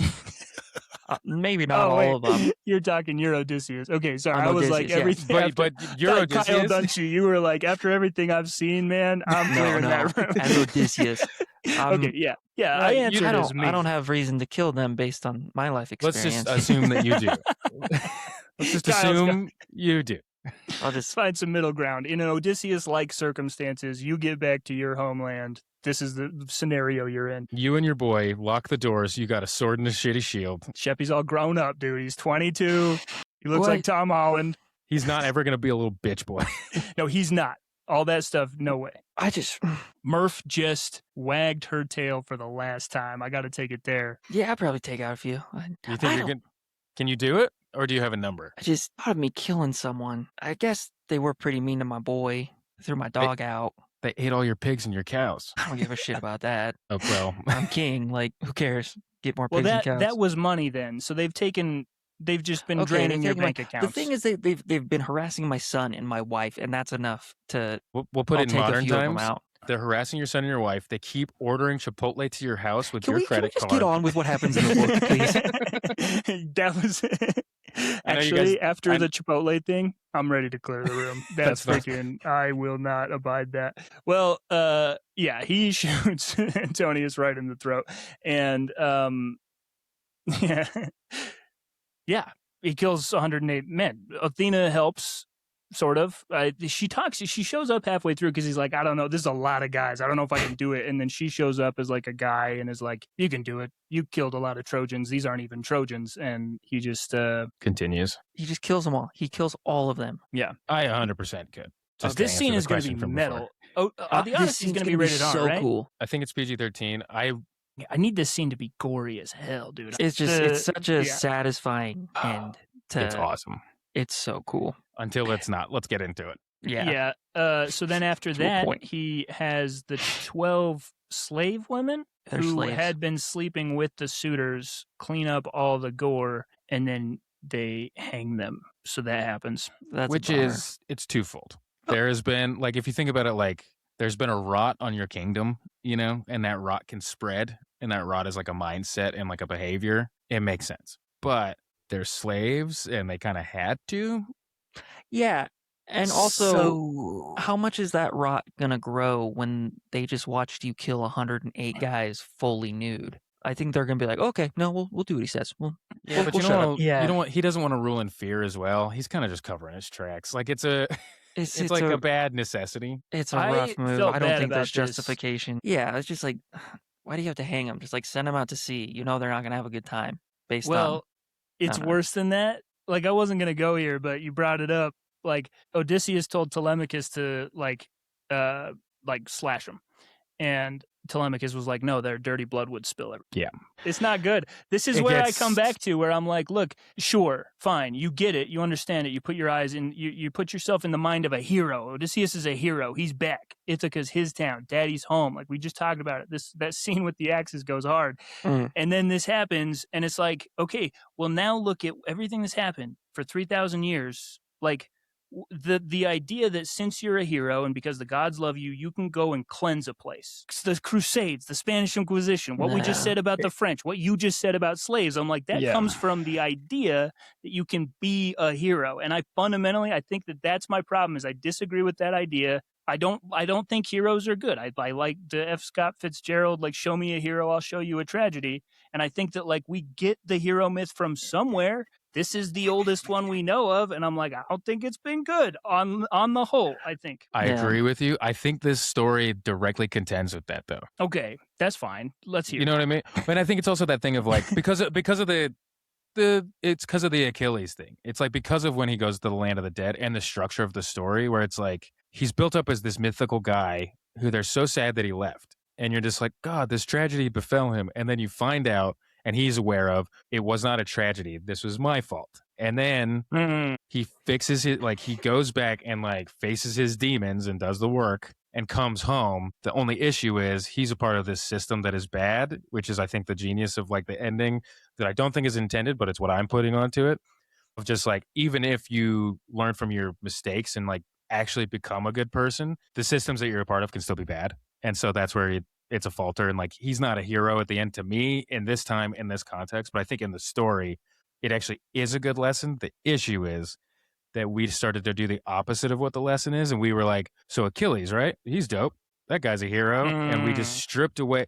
It's like the Iliad is about the, like, look at heroes doing cool shit. And then the Odyssey is like, this is what being a hero is and how hard and bad it is. And it's not just one act. And it's like the double. Okay. They work in tandem. And so like, I like your idea that heroes are bad, but I think it's an issue of not engage. It's the illiteracy thing and the media literacy thing of like, we got to a place where we wanted things to work for us in story. And so then you get superheroes where it's like, I want to see the mythologized version of myself, as opposed to what story should be, which is like, I want to see somebody I relate to go through a hard time and overcome it. But they have flaws. But they're still very flawed. And so it's like and that's why we like Tony Stark, because every single Tony Stark movie and like pretty much every Marvel movie until they kind of like lost the juice was that same thread of it's just like, they're not perfect, but they get something done and they're trying their hardest. Right. And you're saying it's like Homer may have been like self-aware about the problematic nature of Odysseus. And I think people have broken down these myths over time and become more self-aware. Because like you said, but the basic knowledge of Achilles is he just can destroy everyone. But then you miss out on, like you said, the part in the Odyssey. I just read a poem by W.H. Auden about the shield of Achilles, where like he's just talking about, he's like, your son is going to be a great warrior and amazing, but he's going to die. Like, it's not going to be good for him though. Like, he's going to suffer even though he has all this power. And so you're right. We're missing that when it comes to a lot of these myths. And that's where we go wrong. And that's why I think, weirdly enough, I'm somehow in the middle between you guys. Surprise. But like, I think, I think the ending is good, and I wouldn't change the ending, as brutal as it is, because you're right. It shows the flawed nature of this guy that we've been rooting for the whole time. And I like, I don't know, for me personally, I'm like, that makes more sense to me. A guy who's still a product of his environment, despite all the lessons he's learned and all the things he's been through. Yeah. And I think it's again, like, Evan, I actually agree with your point. No, yeah, I agree with that too, is that it's a dangerous thing. Yeah, I think it's not even pushback. It's just like, I think that the story itself is not at fault for that. And the story actually advises against it. So this is where it's like, I feel like the ending matters. And this is where, is probably me being too, like, I'm kind of like reading into it, because I think you should tell stories that, like, there's a lesson, and maybe that's not true, because I think some of my favorite stories is like it was, you know, and it tells a true story that's like both good and bad. And so maybe this is on me for looking for what's the moral, you know. So yeah. But the ending, I think, is what is hard for me, because there's no consequences. He has his wife and his son and his father and his island. Everyone he sailed out of Troy with is dead. The families of the 108 suitors march on the palace looking for revenge. And then Athena steps in to stop a war from breaking out. The peace that ends in the book is like kind of thin, but it is peaceful. The poem doesn't pretend this is a clean, happy ending. It asks quietly whether anyone who survives 20 years of war and loss can never come home as the same person who left. I agree. Okay, he's changed. I think it ends really cushy. He ends up with Penelope. Penelope's like, hell yeah, come on over. She tests him one more time, and he passes that test. Because she's like, hey, can you move the bed? Because we're about to get crazy. And Odysseus is like, you can't move the bed. The bed is a tree. I built the whole house around it. And she's like, you are Odysseus. Yeah. And then they have no sense to me, because I'm like, wouldn't you be able to see that? Like, wouldn't other people know? It's like, well, clearly this whole house is built around one thing, and that's it. That bed's in the middle of the room. My best kept secret. Yeah, but then they have sex forever, and then Athena, like, rosy fingered Dawn, is coming up, and Athena's like, you get the hell away from here. They're making love, and then she like makes the sun delay so that they can just keep going. So, and then that happens, and then the war stops, and then he goes and makes nice with Poseidon by carrying an oar into the desert until people don't know what the ocean is, and then he plants the oar and does a blood sacrifice, and then that's it, because that's how the wacky gods work. They're like, do that. That'll make it better. The thing about this book, and I'm kind of wrapping it up for me, is like, as flawed as Odysseus is, which can be a good thing. I think it's a good thing, but it's also a bad thing. And maybe overall it's much worse, is I love more than anything the story about a dude who just wants to get back to his family, and he's like, I will risk my life. I will, and they sum it up in the trailer really well. He's like, not even the gods can stop me. To me, like that's the ultimate story, especially now that I'm a dad, is like, I'll do anything and I will not accept my situation, and I'll do anything to get back to my family. Like absolutely anything. And this is just the ultimate story of that. And I think it's so cool. And it also has some really dope parts in it with Cyclopses, Ostrogonians. There's some sex in there, not appropriate ever. But never appropriate. Ever. I'm sex positive. Fuck all the time. Get out of here. Get out of here. No. Clap cheeks whenever you see a probes. Probes? When you see that it's appropriate. Okay, yeah. Probes. I was like, what is that? Like Clap cheeks whenever it's a probes, baby. So we just watched Survivor. What the whenever Jeff Probst is around. If you see Jeff Probst, you got to start clapping cheeks, or else he will come to your house. He will come to your house and vote you off the island. You just hear bongo drums, and you're just like, what the hell is going on? Survivor was so good. Anyway, I don't know. I think the core of the story is amazing to me, and I love it, and I think that's why it's timeless. Yeah, I think but it's this is a me problem. Like I don't think it is you a problem. I'm looking at the I'm glad that you have a differing opinion, because these myths that we've known forever need to be more dissected instead of just taken as, oh, cool, you got the guys. Like I'd give it, to be fair, I'd give it 2 thumbs, because it's a timeless story. It's an important story. It's an awesome story. I look at the hero myth. I don't know. I'm like, okay, I guess here's my problem. If this is the origin of the hero myth, then I'm like, this is Homer's responsible for a lot of bad stuff. But I think it probably isn't. I think, like, Mac, you convinced me, which I think is hard to do, because I hadn't thought about that before. Like, I think he's, yeah, I know. Savor, drink it in. Just pause. Because I think probably, yeah, it would be crazy to think that Homer invented the hero myth. I think it's a thing that happens, and he's probably documenting it and just saying, like, look, this is what it is, and so I don't know, maybe that's good, shining a light on like the problematic nature of the hero myth generally. And the problem is it still makes a good story, and I think Tolkien had it right. The real hero is the Hobbit, that can't, like, Frodo is an actual hero. I think he's one of the only actual heroes in literature, and like the kind of like small and simple things, but like because he is not powerful, because he wasn't destined. And I think Herbert got it right, because he's like, Paul Atreides came to a planet where they were expecting a Kwisatz Haderach, and it didn't matter if it was Paul or somebody else. Like that, the myth that a hero will come and save us is going to be a huge problem. So anyways, I love it. 2 thumbs. I got to get on the soapbox and be like, heroes aren't real. And that's all. But I think it's good.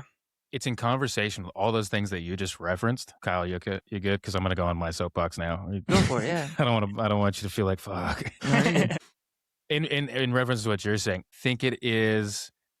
I think the issue is like Christianity and religion getting involved, where like the hero myth has always been a thing. Right? And I think we're just seeing the documentation of there's always a pedestal and like this mythologizing of people. And then once you get somebody like Jesus, you get, and like it becomes religion, where it's in these books, there's gods and then there's the heroes, right? And then once you get to a place where you have like Jesus, where it's like you can be one and the same, we get the detritus of that like horrible clashing. And like we get the good versions where we get the Paul Atreides where they're commenting on it, or we get but like all of those things are in conversation with them being the religious figure, not being a part of the story that is affected by the religious figure, Yeah. And I think you're totally right.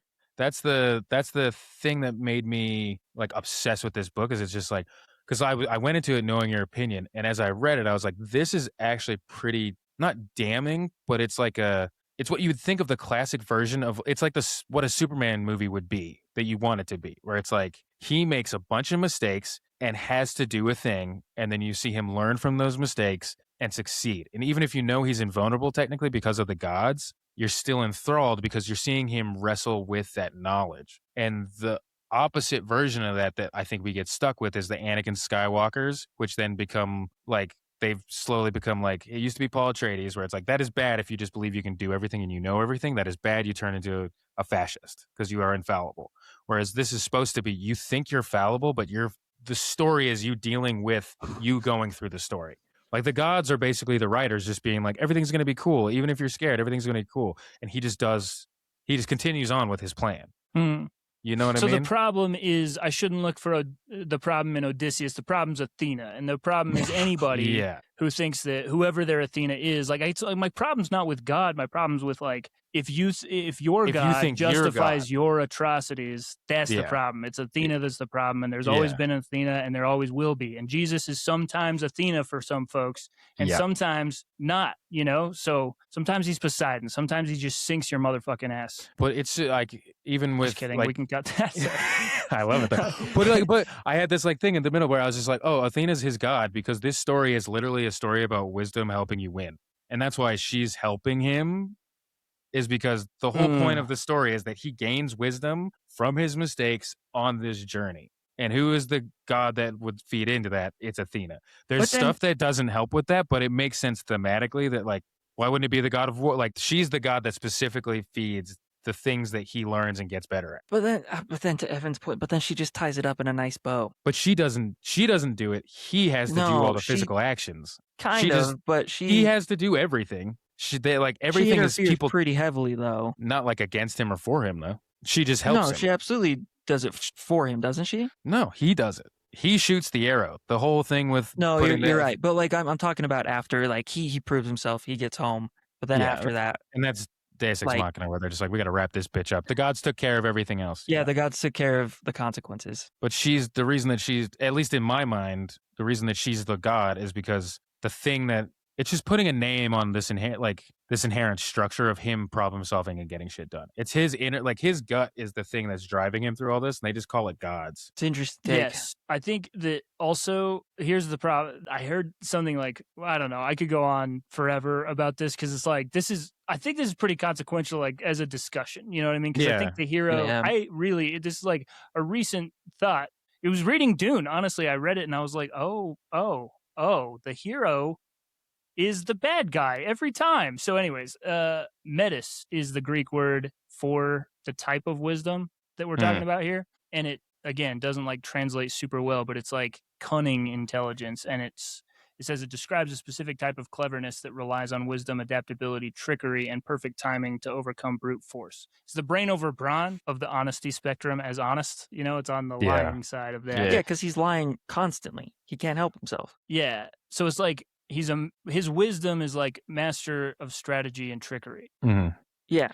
And understanding how to break rules without breaking the hospitality. I think that's also a big part of it. Except for Polyphemus. Polyphemus is not but that's what he learns it from though. That's in the part where he learns the way that you break the rules is you need to follow them to the T and like use them to your advantage. And if you don't, you better have a giant flaming stick to stick in the guy's eye. Yeah. Always have a flaming stick. How many thumbs, fellas? 7. This is great. It made me think so hard. Thumbs. Jesus Christ, that's so many thumbs. I mean, it's how do you give this any less than 2? Like, it's just the history behind it. Thumber? The history behind it is insane. And like I said, but even if the history behind it wasn't so influential and insane and controversial, I think the core story is just awesome. And I think it's cool. And it's a story you can tell a little kid in bits and pieces, and they can aspire to be like, I want to. Finding Nemo? I don't think. Finding Nemo is the Odyssey. That's what we learned. Okay. Yeah, we covered it up top. What scene are you most excited to see? Like on screen? I'm a sucker for the Polyphemus stuff. That's just so cool because that was ingrained in me as so little, like as like the titular action sequence against, a foe bigger and greater and more mystical and crazier than you. I'm excited for that. I think Nolan's take is going to be interesting from the brief glimpses we get. Like it's not going to be like I don't know. I think it'll be interesting. And the Lestrygonians, just from a cinematic standpoint. I'm excited to see what Scylla looks like. Because the description... I was just looking for that same name. Okay. I was like, what was the name of the thing? Yeah, the 6-headed beastie thing that's a woman. It rocks. You know what I mean? I'm like, that's my fears. I'm like, it's like just rocks. Rocks that fall off a cliff. Yeah. Yeah, dang, that would be a shame. If you just Homer rocks. tosses you a 6-headed monster, don't turn it into rocks. And a rock. That's rule number 1. I told you guys I've been playing a lot of video games, and there's a specific type of video game that I can't stop playing, which is the roguelikes, where you like have a run that looks roughly the same every time. And I was like, I need to stop doing that so I can focus on this podcast, or else I'm going to like, just lose my life to these video games. So there is one of those that's one of the best, probably one of the best games ever made, called Hades. And so I've heard of that one, yeah. Yep, we talked about it. Playing the hell out of that for homework, for studying, because As you should. Odysseus, he has a character arc, and you have to do several runs to Really? level up your relationship with Odysseus, and you have to reunite him with Circe. And I didn't quite get that far, but I just want you to know I was doing the work for this one by playing my favorite games. Okay, so with stuff like this, with the Odyssey and with every book that we're talking about, I think the biggest thing that comes to discourse is you have to actually read it. And like, I used to be like, well, if you just read, like with Night of the... And this is egg on my face, because I was like, you could just read the Wikipedia post for like Night of the Grizzlies or like the John Valiant books. And I know the story of Odysseus. I know everything that happens, but the act of reading it like opened my brain in this whole new bloom. And I'm like, okay, so I'm an asshole for ever even being a part of the group that's just like, sometimes you don't have to read it. It charges up your brain in a different way. And so I'm just falling on my petard. Amazing. Or no, I'm getting hung by my petard. I'm falling on my sword. Hoisted by your petard, falling on your sword. Yes. We'll take it. All right. Another book in the books. Thank you, Homer, whoever you are. Definitely didn't exist in real life, but thank you anyways. And thank you to our fake sponsor, The Gods. Thank you, The Gods, for sponsoring our podcast. Every single one of them. And we'll never piss you off, ever. Everything we do is fine. If I see a Cyclops, I won't stab him. Well, probably, most likely. If it's James Marsden, I might stab him. But in a different way than you think. Thank you very much. Follow us on Spotify, Apple, Audible, email. You can't follow us on email. And that's great. I think it's the final bastion of places you can't be followed. And parting advice from, who picked this, technically? Mac, I thought. Mac. Yeah, give us some parting advice. Give us some wisdom, some metis, if you will. Thank you. I think that, but if you just enjoy the old times and get moving on with the new, that's the best way to keep your shit cooking. You can kill a bunch of slave ladies and nobody will care because you're learning. Apparently not. Apparently no one will care and people will try to justify it. Exactly. Is this you getting ahead of something right now? Is there something we need to know about?